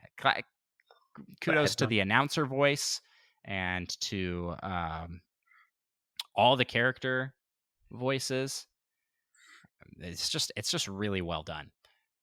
But I think this is talking more towards a game like Xenoblade Chronicles with voice acted like dialogue lines that makes. So what do you have for that? Do you have anything? Luigi's Mansion. There's not dialogue in Luigi's Mansion. There kind of is. Oh. As Luigi, you can yell for Mario. True. Okay. And sometimes Luigi yells extra scared like, and it's probably the best acting Yeah. I've ever heard. And his humming. Oh yeah. Yeah, so good. That is a classic. I think that falls in line with the similar answer to my Smash Bros. One, where it's like except it's not a terrible answer. Not really voice acting, but it is voice acting, and it's very good. So I think we need to answer this on the lines of something Xenoblade Chronicles, like something with like full voice acted lines and dialogue between characters. You got anything for that? The memories in Breath of the Wild are voice acted pretty good. That's exactly where I was going to go. Great minds, man. Great minds think alike. Yeah. And so do ours. Yeah, I actually really like the voice acting in Breath of the Wild in the voice acted cutscenes. And I would love it if they just... There's not that much dialogue in the game. They should just voice act the whole game. I don't know. There's a fair amount of there really is dialogue. You can talk to everyone. Yes, but all of those characters have like 2 lines. Just hire those 5 guys from Skyrim. They'll do all of them. Let me guess. Someone stole your sweet roll. I'm trying to think of another Nintendo game that has like voice acting. Xenoblade is the other one. I find Xenoblade's voice acting so anime, and I appreciate it. You gotta appreciate it, right? They're messing with our lives. That's what I remember from Xenoblade 3's trailer. Fire Emblem's another one, but I haven't played enough of that to really appreciate the voice acting. I think it's done well. I mean, it's Mario Sunshine. No, that voice acting is terrible. Great. It's so terrible. Bad. How dare you? It's so bad. Although Bowser to be honest, I didn't even remember there being voice acting until someone said it in Discord. I was like, there was voice acting in this game? Go look it up, man. I need to play it again. It's bad. Metroid Other M. Oh gosh, Monkey Thunder, no. I heard that voice acting was fantastic. The baby. All she talks about is the baby. The baby. I haven't actually played it, but I have seen a lot of the cutscenes from that game. I mean, does Hades count? Hades? Yeah, it's on a Nintendo system. It's almost It's not a Nintendo game, but if we're talking games with voice acting on the Nintendo system. So let's talk Nintendo games first, and then we can branch out. So Hades is great. Gosh, I had another one in my brain that popped in. It entered in and it went out. They did a lot of voice acting for Battle for Atlas, the Star Fox stuff. And Star Fox just in general. Yeah, Star Fox Adventures. That probably had great voice acting. I'm trying to follow my train of thought here. I was on Metroid Other M. Oh, my other thought was CDI Zelda. Well, I could eat a whole Octorok. No, that's the TV show. Oh, is that the TV show? That's the TV. I'm so hungry I could eat a whole Octorok. That was awful. Awful animation, awful voice acting. Feel bad for everybody involved in that project. Well, it wasn't as bad as that one Zelda commercial. Which one? The horrifying one. I mostly blocked it from my memory. I just remembering it being terrible. The one that's like, Zelda! Zelda! He hats! Yeah. that was the best line from the whole thing. That guy's insane. No, so I would the game that needs it the most is Pokemon. Pokemon needs voice acting, and they make a billion dollars off every game they do. So I don't think it's that expensive to put in. At least to some degree, put in some voice acting. It felt weird in Sword and Shield. I started the cutscene. You got the president of the whatever corporation, and he's up there. There's all these sound effects, and it's like clink. The only noise was the clinking between text boxes. He's just a very quiet speaker. You had to turn your volume up. Turn it up. So you could hear the voice acting. Absolutely terrible. It was a disgrace, honestly. Like at this stage, bring it. Like I hope that they have it in Scarlet and Violet. Yeah, well, it probably would have taken them like an extra year to make the game if they added voice acting. But Micah, Pokemon has an anime and like all of these other things that they constantly have voice actors for. Like I don't get it. I don't get why quality can't transition between the different things that are under their umbrella. I don't know. Okay, so games that are on Nintendo systems with voice acting that are not Nintendo. You said Hades. Yeah. Especially when you catch a Flame Eater and he sings Flame Eater. Flame Eater. Yeah, that's pretty great. I really liked. I think Stanley Parable Ultra Deluxe, the voice actor in that game, is phenomenal. Absolutely brilliant. Rocket League. What a save! That's not. I guess they do have a guy that is the narrator. Talking. He sometimes gets very excited. Yeah. Trying to think of anything else. I'm gonna have to like scan through my. Yeah, even widening the net. I still can't think of. I just Teenage Mutant Ninja Turtles: Shredder's Revenge. Fantastic voice acting. I think they got most of the original cast where they could. It was super good.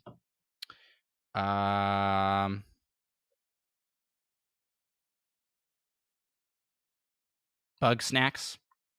Bug Snacks has really good voice acting. And I think that's where I'll call it. Oh, shout out to Terrorbane. Terrorbane was really great. Oh, yeah. Did you play in chat here, Monkey says, did you play Rocket League during April Fools? That was hilarious. That was hilarious with the voice actor. Sad I missed out. I did not. I'll have to check that out. Let's move on to the next question here. From Presto, the Magnificent, asks, what's your favorite game on NSO?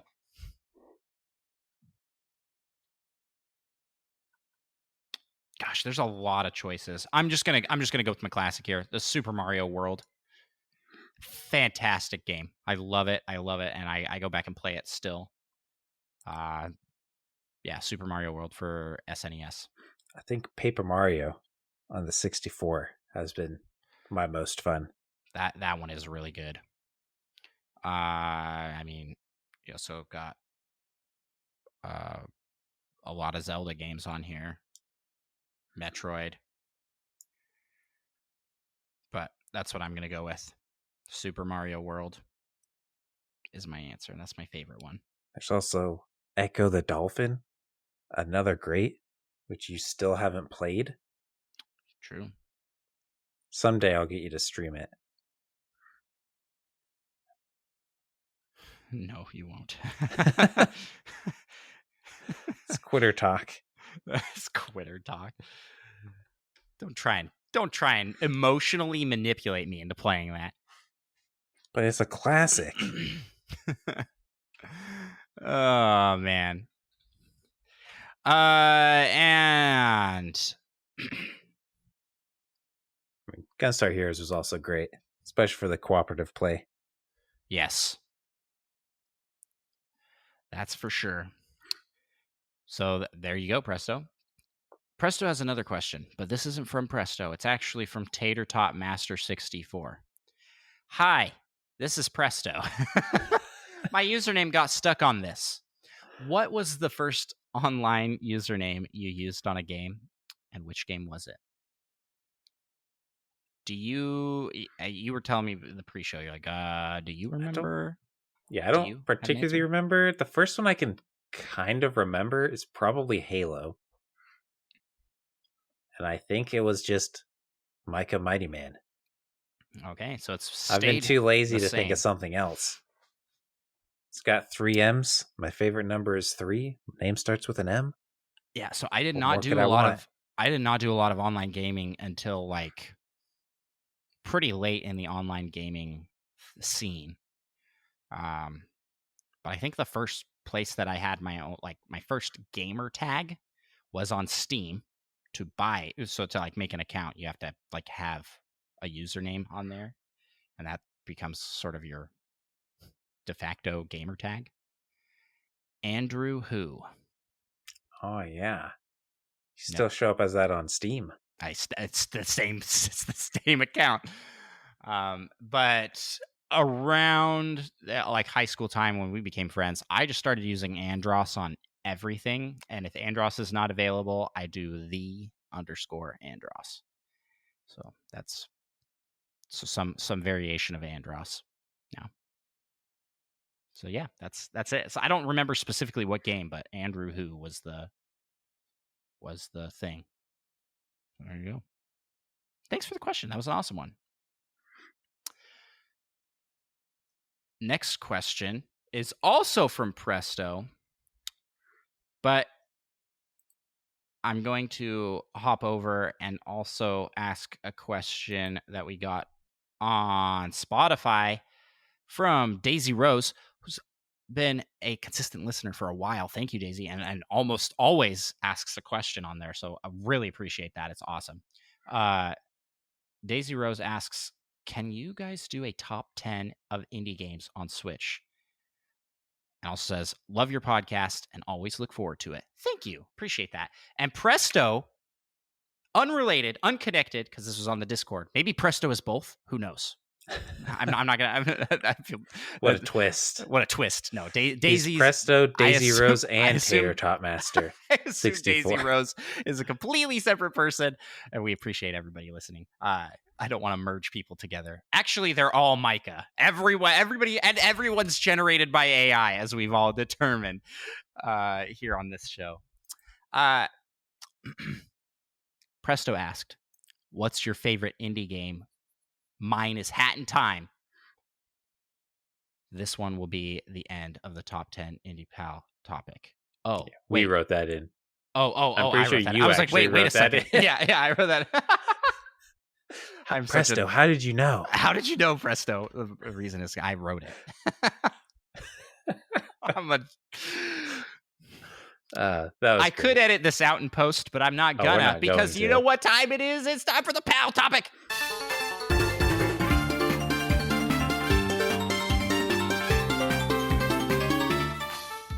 It's been a while, Micah, but it's time for a top 10.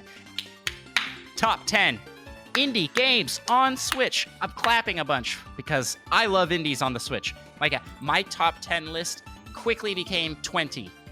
And so I've got a lot of honorable mentions. But let's just kick things off here.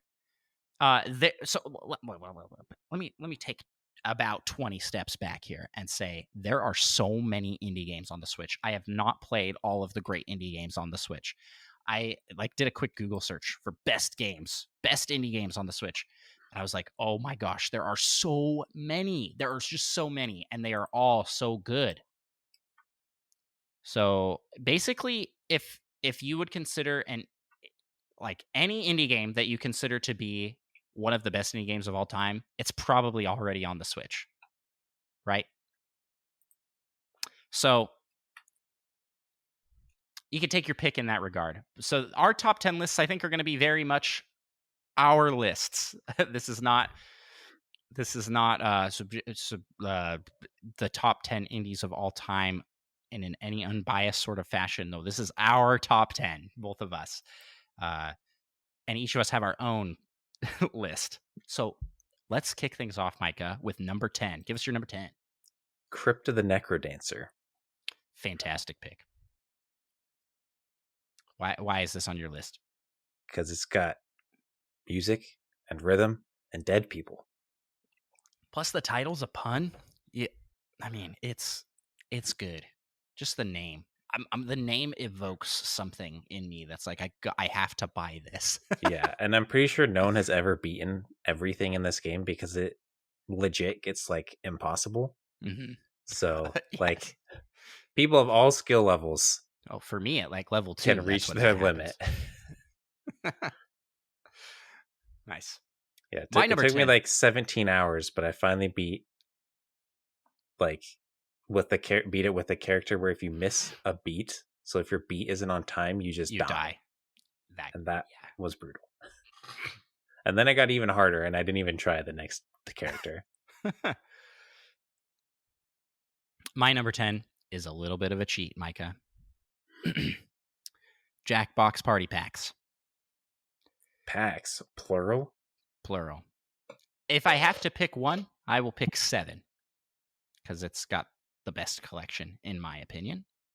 But I also don't think I've played the latest one yet. There are so many Jackbox Party Pack games, and they are such great party games. And it's super fun on Switch because you can take it anywhere. I mean, you could play it. It's a small screen, but you don't really need the screen because it also shows a lot of the stuff on your phone. Right? Yeah. So you do need it, but it doesn't need to be like a huge screen, is what I'm trying to say. It could just be, you could just have it in portable. So yeah, Jackbox Party Packs, these are essentially party, like, think of like every party card game that you may have ever played. Apples to Apples, Balderdash, like Cards Against Humanity. We're even some like Among Us type stuff in these. Mad Libs. And it's like, turn that into a video game that everybody can play using their phone as a controller, and you have Jackbox Party Pack Collection. Also trivia games. So like, it's just a collection, and it's even like in all of them, they are put in as board games. And that's what it is. Hours upon hours of time spent in this, and this is one that you can get everybody in on to play. Like, grandma will play this, Aunt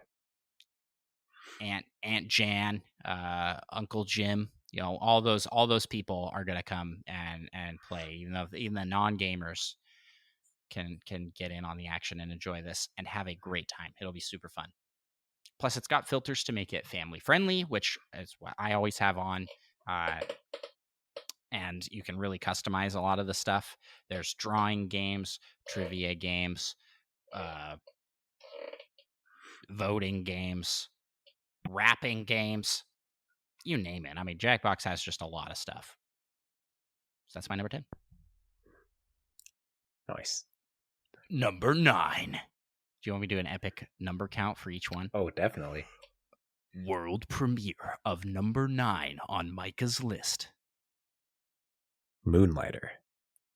Oh, I forgot about Moonlighter. I haven't actually played Moonlighter, but I know it's good. Yeah, it's a fun roguelike where you also run a shop. Okay. And sell the things you gathered in your runs. Yeah, it's pretty fun. An interesting concept. So if you like the dungeon crawler aspect, but you also like that store sim management, it's both. It's the best of both worlds. Yep. And if you don't like the store sim, you can just like quick sell things if you want, but they sell for much less than you could get. So you don't like have to. Did you do that when you played? Usually not, actually. I wanted to get my money's worth. I worked hard to get these items, risked my life. That's the way to play, for sure. My number 9, Human Fall Flat. There's nothing that quite captures the silliness of ragdoll physics the way that Human Fall Flat does for me. And I think what really hits a home run with this game is the online multiplayer and local multiplayer aspects. It's so good. It leaves me wanting more. And they do semi-regularly come out with new levels for it. It's fairly short to play through the entire game, but there's also like secrets you can unlock, and you can also just kind of mess around. We did hide and seek that one time. We had a blast with that. Yeah, it's it's very replayable because you can kind of do things you want like the way you're kind of supposed to, but then you can kind of just try and break things. Yeah, it's a fun one to speed run for sure. Plus, nothing will ever beat that epic moment when I was falling off an edge and Micah reached out to save me, and the music And kicked that in. incredible music. Dramatic violin orchestra.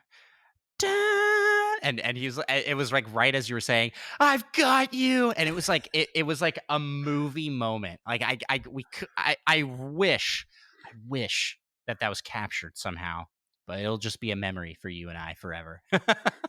Yep. Bonding moment where I almost fell off a cliff and Micah saved And my I life. actually didn't just let him fall, which was just wild.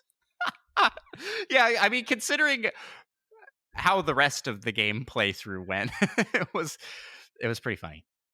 It was so dramatic. It just so great. Just that like water level. Just that epic music kicks in at like the randomest times sometimes. So such a good game. But I mean, not as good as a bunch of other games on my list. So let's move on. Number 8. Got What you Terrorbane. got? Oh, Terrorbane made it on your list. I did not throw Terrorbane on the list, but I have games similar to Terrorbane. Yeah, it's just real fun. It is really good. It's it got a lot of good jokes and like kind of Easter eggs from other video games. We got codes for that one, and I don't know if we would have played it, like we wouldn't have known about it otherwise. I mean, there's so many great games coming to Switch. This one flew under the radar for a lot of people. It is very good. Word your paper. You should get it. Like, definitely get this one. I like highly recommend Terrorbane as a fun, just like puzzle game that also is just really game make fun of y culture.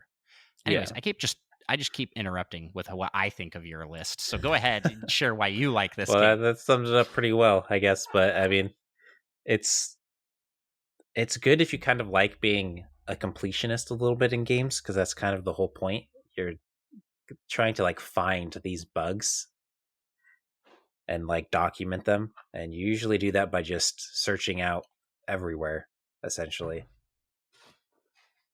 So it's right up my alley. Also, great voice acting by the developer. He did a good job in that one. Gosh, I don't know. That reminds another one to add to the honorable mention list. Okay, my number 8. You're probably gonna be a little disappointed how low this is. Celeste. You dirtbag. Number 8 is Celeste. I like every other game on my list slightly more than Celeste. But except 9 and 10. Yeah, except for Human Fall Flat and Jackbox. Celeste is so good. I didn't realize that a platformer could have such a touching story. Celeste should be number 1 on every single list ever. Such a hidden gem. That's not a hidden gem. What are you talking about? Everybody loved Celeste. It is not a hidden gem, but it is a gem. That's for sure. It's a very much not hidden one. But Celeste is really good. I think I didn't realize I could like feel emotions in a platformer, if that makes any sense. That weren't anger. Which this does make you feel.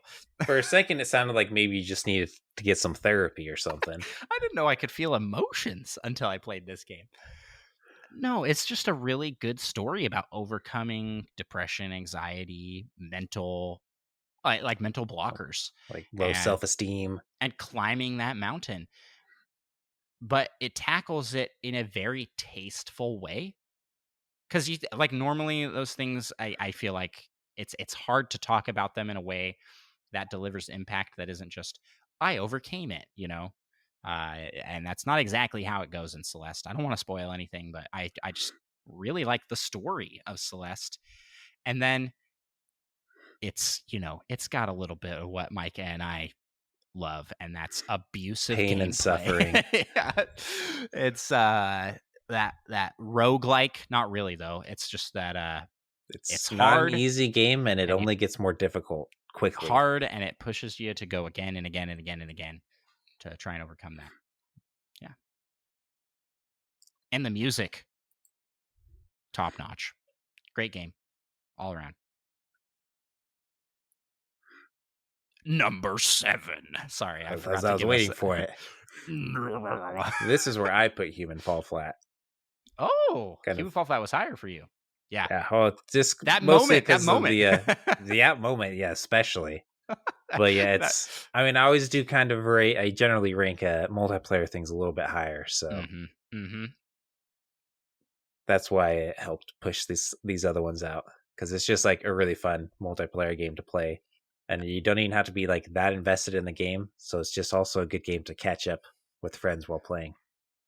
I feel like what Human Fall Flat needs is like Fall Guys multiplayer, like that extent. It needs some sort of like multiplayer designed mode that you can keep coming back to, you know? Um, maybe a battle mode would be fun. Uh, but I think Fall Guys is like the perfect. Fall Guys is very similar in its kind of silly mechanics, but A little less painful to do things at times. yeah, Human Fall Flat is more about fighting the controls to do what you would like them to do, and I feel like if those games combined and you had like Human Fall Flat with a knockout of 99 round, that would be so funny. It'd be so frustrating and so funny. For sure, You're especially if someone climbing grabs you. over people. Yeah, exactly. It feels like there's still so much potential with Human Fall Flat's system that's untapped, and that's exciting. I just hope that there's more to it coming. Number 7 for me is Enter the Gungeon. Enter the Gungeon. Enter the Gungeon. Yeah, speaking of great music in games. Yeah. So good. So this game is probably the best roguelike. This would be considered roguelike. I mean, you die, you go back to the beginning. You do get to buy more power-ups that can be found in the thing. They're not permanent power-ups. This is the best roguelike on the Switch, in my opinion. It is a top-down shooter. Randomized like dungeon. a bullet storm kind of game. Bullet storm, but with a cartoony art style and the best humor. It's so good that you can dish like, up. All these enemies are bullets. Yeah. And they shoot at you. Sometimes they have another bullet which shoots guns that shoots bullets. It's hilarious. or it's the letter R and it shoots onomatopoeia. bullet. Yeah. And it shoots the word bullet at things. And like, yeah, there's so many different items and they synergize to have different effects. It is just so much content. I mean, and there's a Brandon variability. Sanderson reference in there. There's references to everything that you can find, like pop culture wise, in there. They will try and make a joke about it. They've got guns from popular franchises. They've got like the Halo rifle in there. They have an elephant gun, and it's just an elephant, and you shoot out of its trunk. Yeah, so many guns. So many guns. And I think that this game is phenomenal. So that's where it lands on my list at the moment. I think you talked to me on a different day, like, and maybe when I was in the peak of playing, this would have been way higher. Yeah. Number 6. Shovel Knight. Oh, You don't have Gosh Shovel Knight on dang the it. list, do you? Gosh dang it. Honorable mention for you. Yeah, this is another good one that It's so good. And It's it has so good. a bit that you can play co-op on as well. And although a lot of the modes you can't, depending on which character you're playing as. It's got a lot of variability. Well, so the main game of Shovel Knight is co-op. You can play with 2 Shovel Knights. But then the extra games, which are like Spectre Knight, King Knight, Plague Knight, those games are all solo for those characters. Very good. Which was your favorite? It's a good question. Probably just the classic, because I did play through that co-op. The next one I remember most is Plague Knight. Yeah, those had a good story. I just think that they're really, really well made. Yeah, like I don't know, and it's simple, but it's just perfection at that simplicity, if that makes any sense. Yeah. That's a good one. What number are we on? 6? Yes. Yes, okay. Number 6 for me is Slay the Spire. Listen, it combines 2 things I love: roguelikes and cards. And deck builders specifically. I am a huge fan of the tabletop game Dominion. I played a lot of Dominion, so much so that I actually kind of killed it for myself. Used to play it all the time when I first got married. I played it a whole bunch with growing up in like high school time period, college time period, with my mom, who is the biggest Dominion fan in the world. I think she has every single expansion to that game. It's very fun. And this game just scratches the itch that I have for deck builders in a way that is so, so fun. And I just couldn't stop playing it. Couldn't stop once I started. I had it I bought it and downloaded it on my Switch forever ago, and then finally played it like months and months later. And I'm like, I should have played this right away. Yeah, it's almost like you should have listened to your friends who told you to play it a while ago. You guys saw me play it on Game Pass, and I don't believe that is the best place to play it. This is a game that was made for Switch. That is my opinion. You know, if you don't have if you don't have the means to play it on Switch, but you have Game Pass, like, for sure play it there, because it's great everywhere. Apparently, there's a mobile version of this. That's dangerous. That's very dangerous. You'll be playing this everywhere.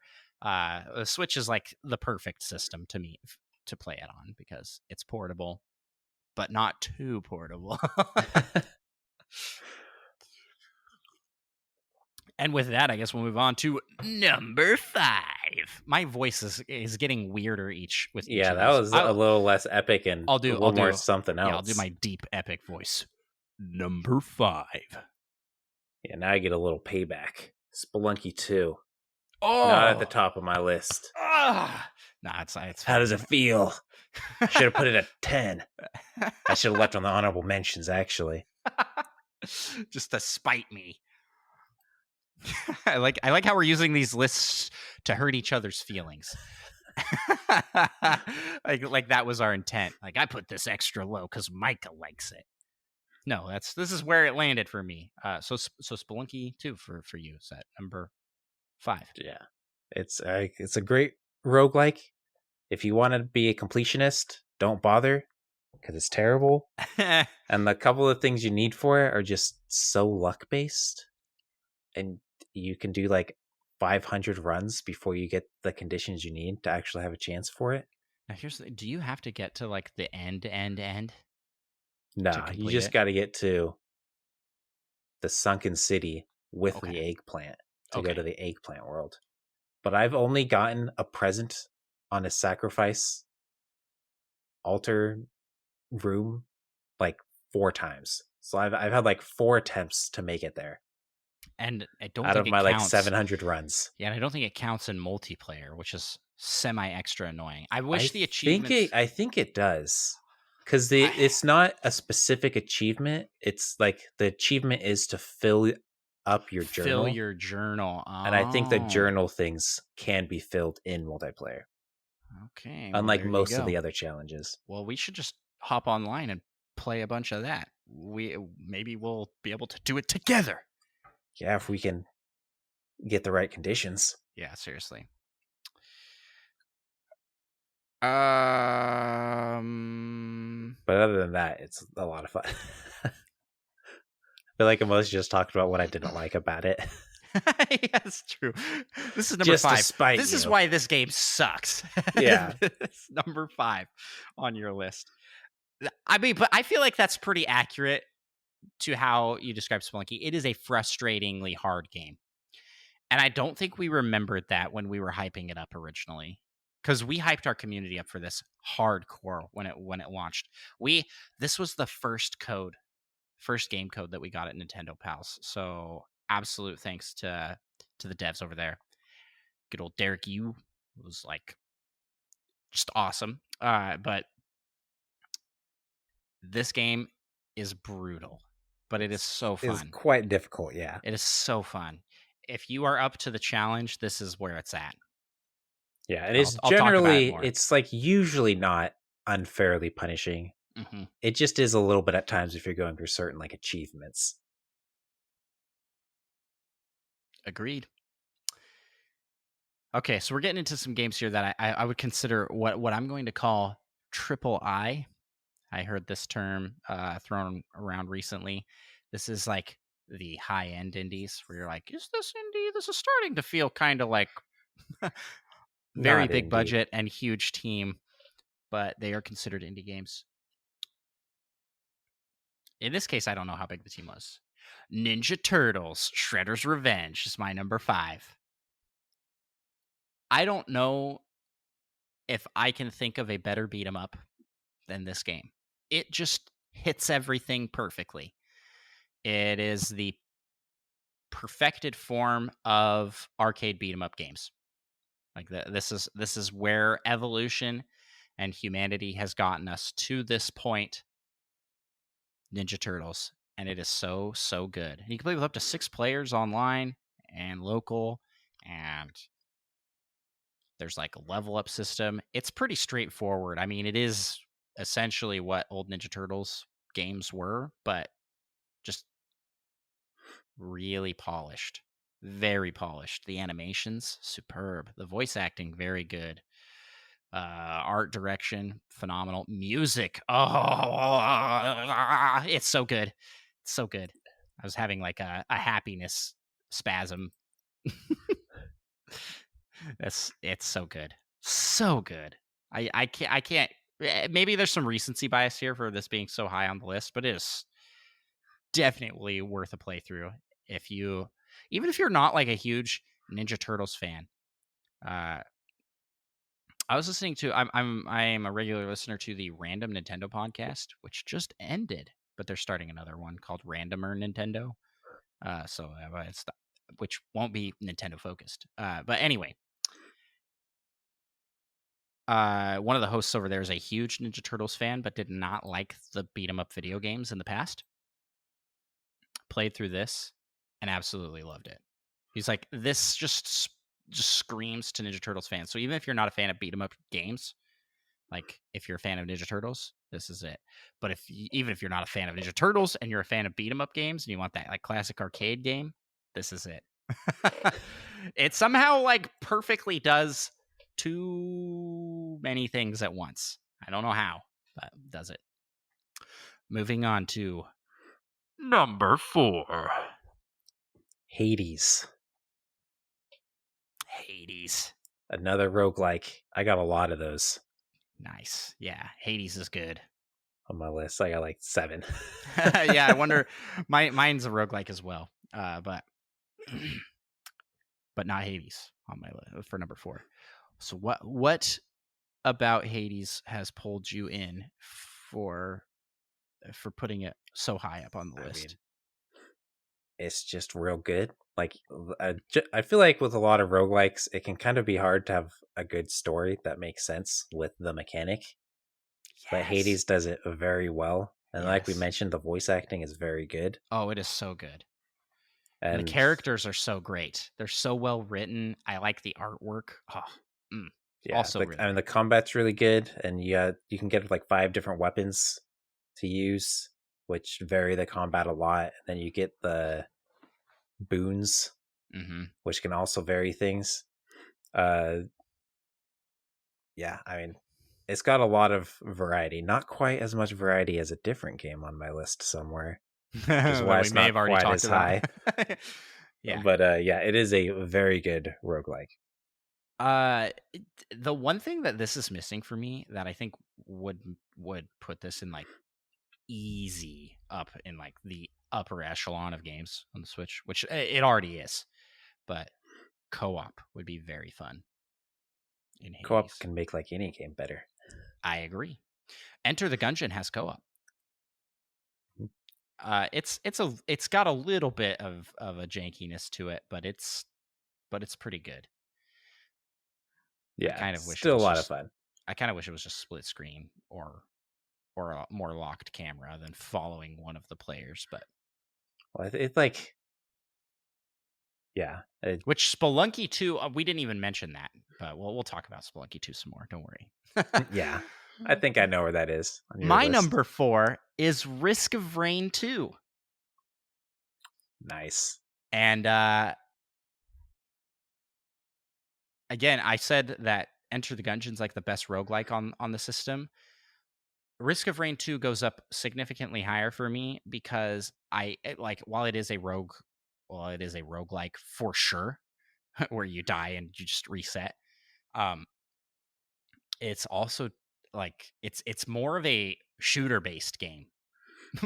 Enter the Gungeon is a top down shooter, but like I'm like a third person shooter game, and it is very focused on you can get just wild. You can go insane here. There is not as wide of a variety of items as Enter the Gungeon, but they stack like no tomorrow. And so by the end, I mean, you could just be like moving at inhuman speeds. There's so many enemies and things on the screen that the game chugs. Full-time bullet time Yeah, starts happening. and it is so fun. Like the game it gets broken. Yeah, essentially every time Like I play, the goal is to get far enough that I essentially break the game and it the becomes game unplayable. yeah, it is so much happening on screen that you will probably die because there's just too much happening. And I think some people would look at like if a game did that regularly, you'd be like, this game's garbage. This game executes it so well. It is so fun that you just don't care that it gets to that janky quality. And I love it. I love it. I think Risk of Rain 2 aesthetically is very pleasing. And it's simple level design and world design. And it's pretty fast paced. Enter the Gungeon for like a full run feels like it's a long haul. Risk of Rain 2 for a full run doesn't feel too bad by Unless you're comparison. good at the game. Yeah, then you're just going forever. Yeah, that's true. Because there is like an unlimited mode. But I think like in most cases if you want to get just do behind a the curve finish, at some point. And then it's hard to I work your love way that. back. I love the monitor that's like easy, normal, difficult, impossible, insane, and then it just laughs. In all caps. Yeah. And it just keeps going. And at that point, like elite versions of enemies are spawning all the time. Previous bosses are just now regular spawns everywhere. And it's just chaos. It's so fun. It's like just that feeling of as a kid, you take your action figure bucket off the shelf and you dump it all on the floor in a huge pile, and it's just like whoosh, just you got your Batman, Spider-Man, and Ninja Turtle characters all in there, and they're all in like the epic like it's that the chaos of all the toys on the floor at once. Plus, the first trailer I saw for it was kind of fantastic. Is that the CGI one? That one was pretty good. Yeah, where they keep dropping in. Yeah. After dying, essentially.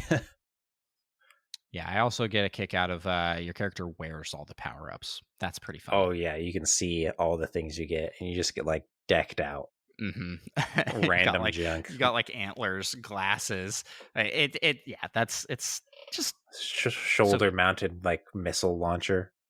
Okay, we gotta move on. I'm talking way too much on these. Go ahead. Number three. Risk of Rain 2. Oh yeah, it's so good. It's so good. We were really close to putting this in the same slot. Yeah. And you potentially one of the best characters in the game is practically Spider-Man. And you get a little grapple hook thing. Yeah. You swing around as loader and then punch people real hard. I didn't even mention the characters. There's such a wide variety of characters to play, and they all have very different style. Like the very different abilities. The engineer is very turret focused, and your turrets inherit the abilities that you have. And you can also build it so you're kind of like a shield.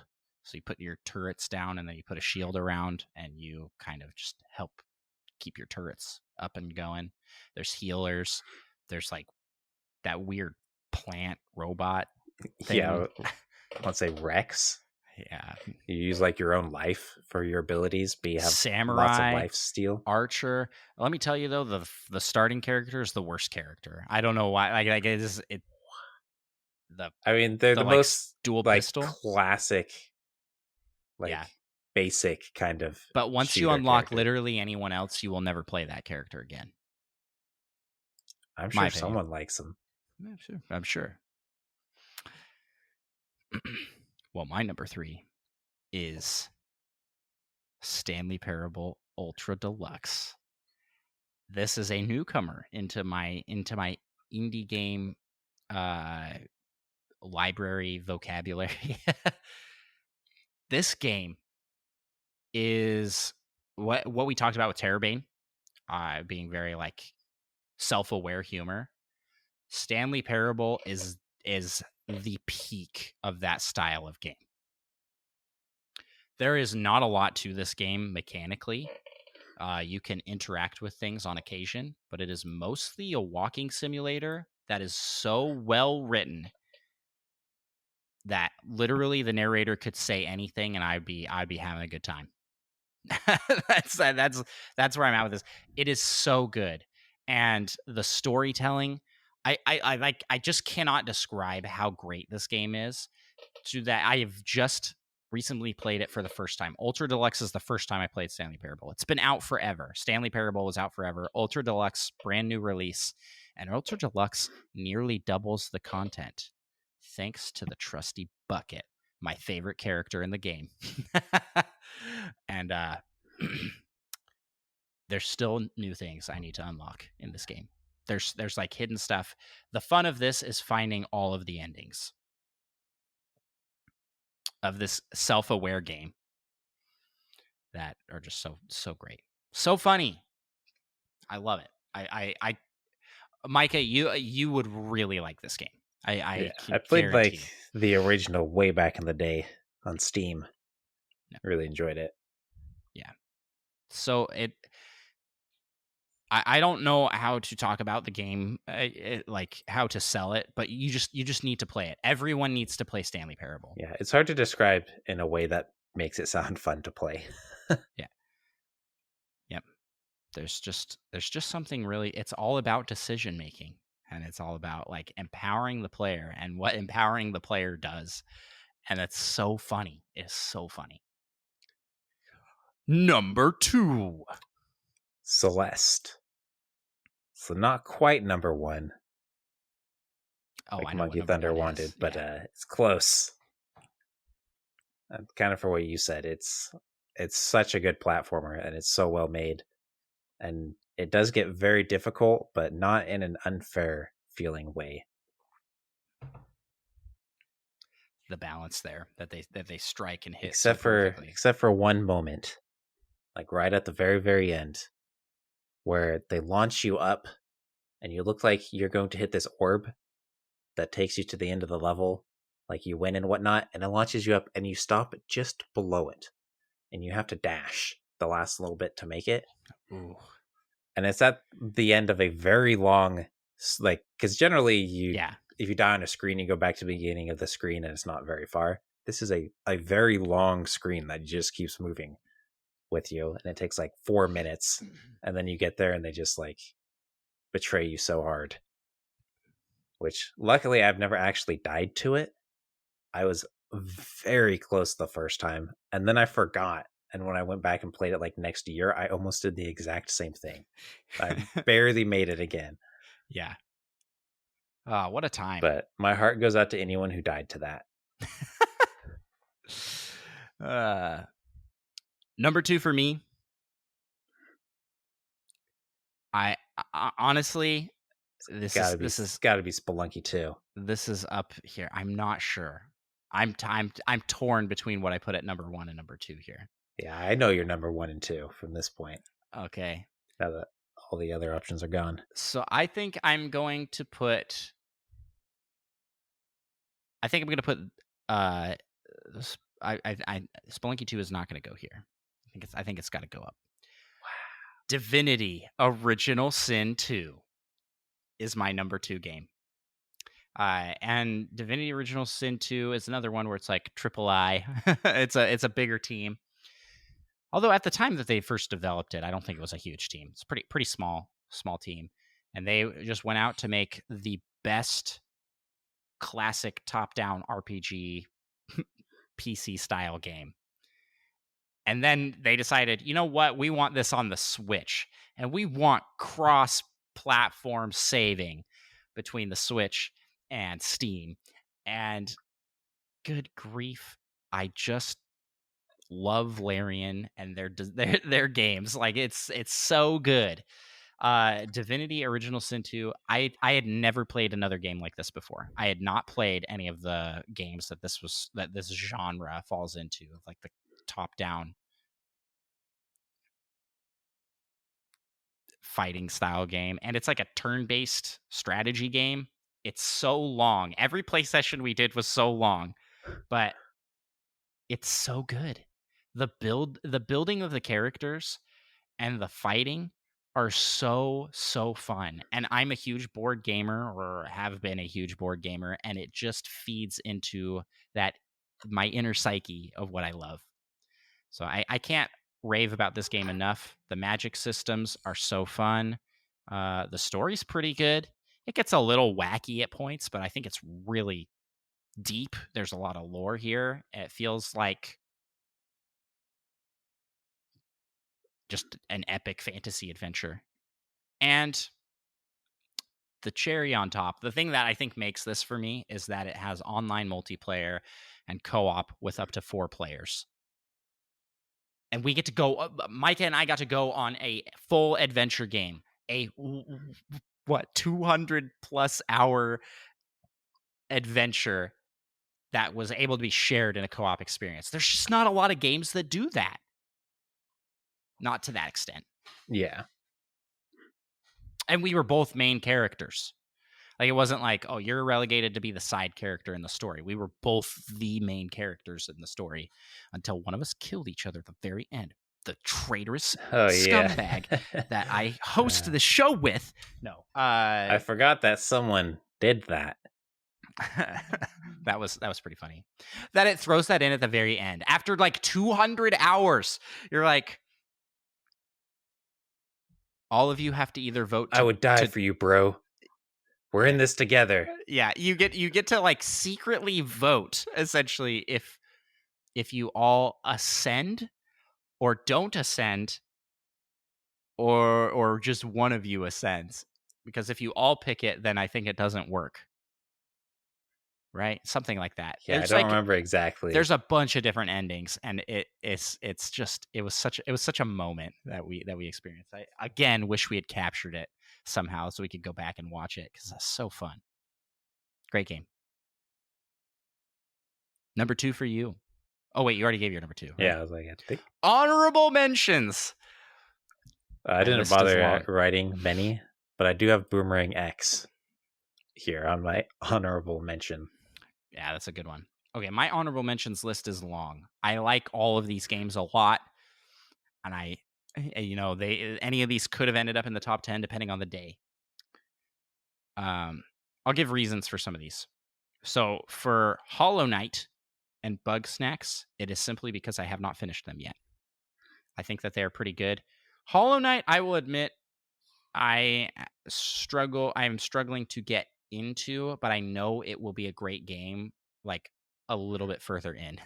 You know what I mean? Like I know that once I get a couple more power-ups, it's like it's a Metroidvania, and it's early stage Metroidvania. It feels like a slog to get to the point where I'm like, I need to get some abilities and power-ups that will let me enjoy the game more, if that makes sense. Bug Snacks is simply just lack of time. I was loving my playthrough of it and just haven't gotten back to it. Hades as well. I finished one. Maybe I didn't even finish one, but there's so much to do, and there's so many games to play. I just didn't finish. So that's on my honorable mention list. Jump King, because I don't know if this counts as an indie game. It did when it first came out, but now it's owned by Epic. I don't know. Plus, if it counts. is it even a good game? It's the real question. Oh, I meant Fall Guys. I said okay, in my head, Fall Guys is what I said. Yeah, I was very surprised. I was like, I did not know this Jump King was owned by Epic now. No. Sorry, guys. false advertising. Fall Guys is owned by Epic. I don't know if it counts as an indie game anymore. Jump King is on here because it's just something fun, but you really got to be in the moment to play it. And it's also kind of trash. It's almost fun, yeah, but it's almost garbage. Fun. It's almost fun, but almost garbage. Undertale, the classic. It has to be on here, but I didn't feel right putting it on the list because I have not personally played through it myself. I watched my wife play through it and really enjoyed watching that. And in that same vein, Stardew Valley. It is not for me, but I know it is a great indie game. I know it's probably number one for a lot of people. It is that. It is so deep. There are so many things you can do in it, and they just keep adding more to the game. Like, Concerned Ape, fantastic developer, and that game shows that for sure.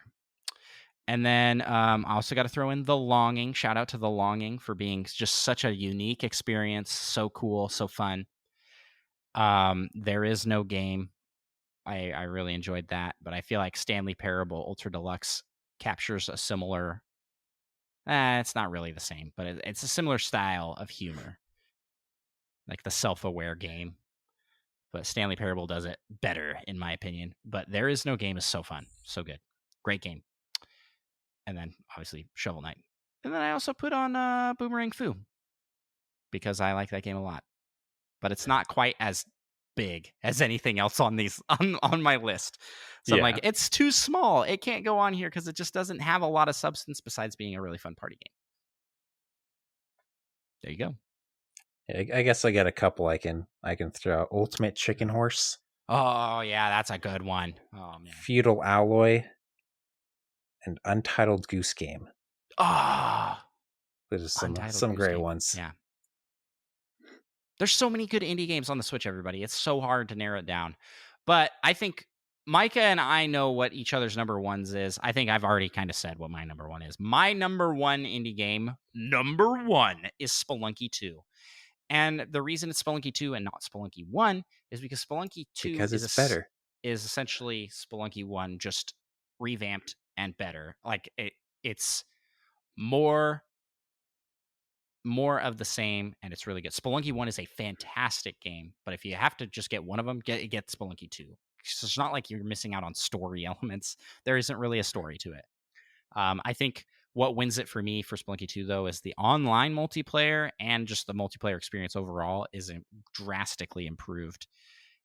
And there's so much content. The achievement system, there's so much you can do, and I just keep coming back to it. I'm addicted. It's an addiction. What is your number one, Micah? Enter the Gungeon. Enter the Gungeon.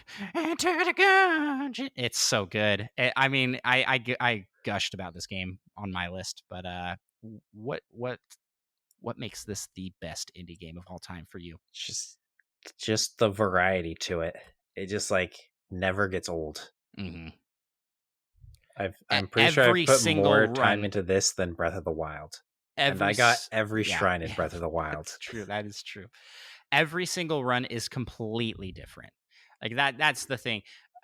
Even on Hades, it felt like I would get like similar builds going. Yeah, Enter the Gungeon. No, that just doesn't happen. There's too many things. Yeah, in Hades, it seemed like I'd always kind of go for my optimal builds. And in Enter the Gungeon, it's like I'm trying out all these new crazy builds every time. Well, that's it. That's the end of our PAL topic this week. Our top 10 indie games on Switch. If you got suggestions for indie games to try out, hit us up on Discord. We'll be happy to look at them, but probably won't have time to play them. But if you liked any of the games, liked how they sounded, any one of the games that we mentioned on either of our top 10 lists and our honorable mentions are all worth picking up.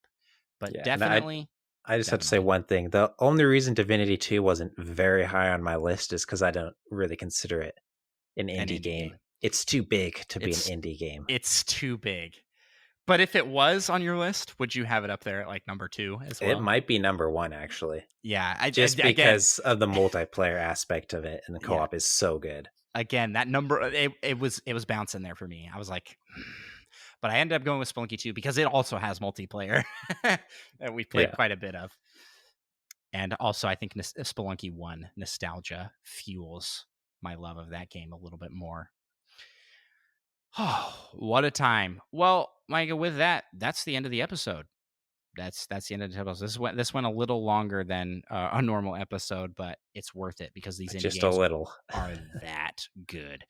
So thanks everybody for listening. Again, if you would like to support the show, leave us a 5-star review. You can check out our merch store where we have Nintendo Pals merch. You can get one of the sickest hats available on the internet at just search Nintendo Pals merch. There's also links in the description.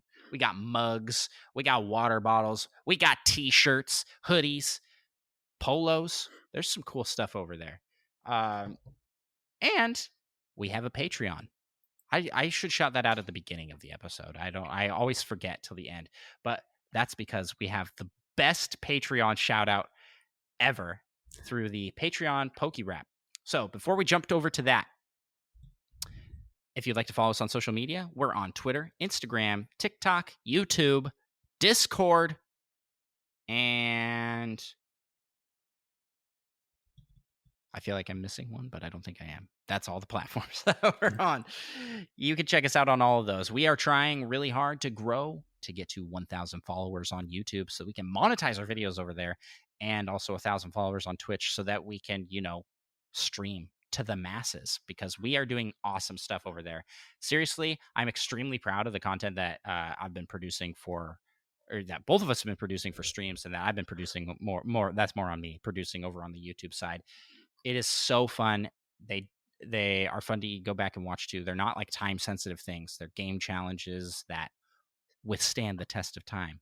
Because so far nobody's beat my nose percent world record for Mario Odyssey and Breath of the Wild. So challenge initiated to anybody out there that wants to try that. In the meantime, you can check out our Patreon shout out that we do each and every week for our Patreon producer pals. Thank you so much to everybody who supports us there. That is a great way to support the show, and you get early access to Nintendo Pals. You get exclusive behind the scenes, exclusive shows like Nintendo Pals Plus and more. But most importantly, you get a shout out in the Poke Rap. We gotta rap some Patreon. You just do the singing. I'll take care of the hard part. Let's get it on. We want to be the best that ever was. And shout out our pals over on Patreon. OD, Riz, or Retro Dodger Dan. You done the game or Slim to a Spider Shane. Solo something, Brian Egg. Little Miss Seven and Cosmic. Catch 'em, gotta catch 'em all. Gotta catch 'em all. Patreon. K-Mac and Tina, third strongest North, Tim the Nintendo Dad, and Seth Sturge with Patreon pals at every tier. Join up now, get your name in here.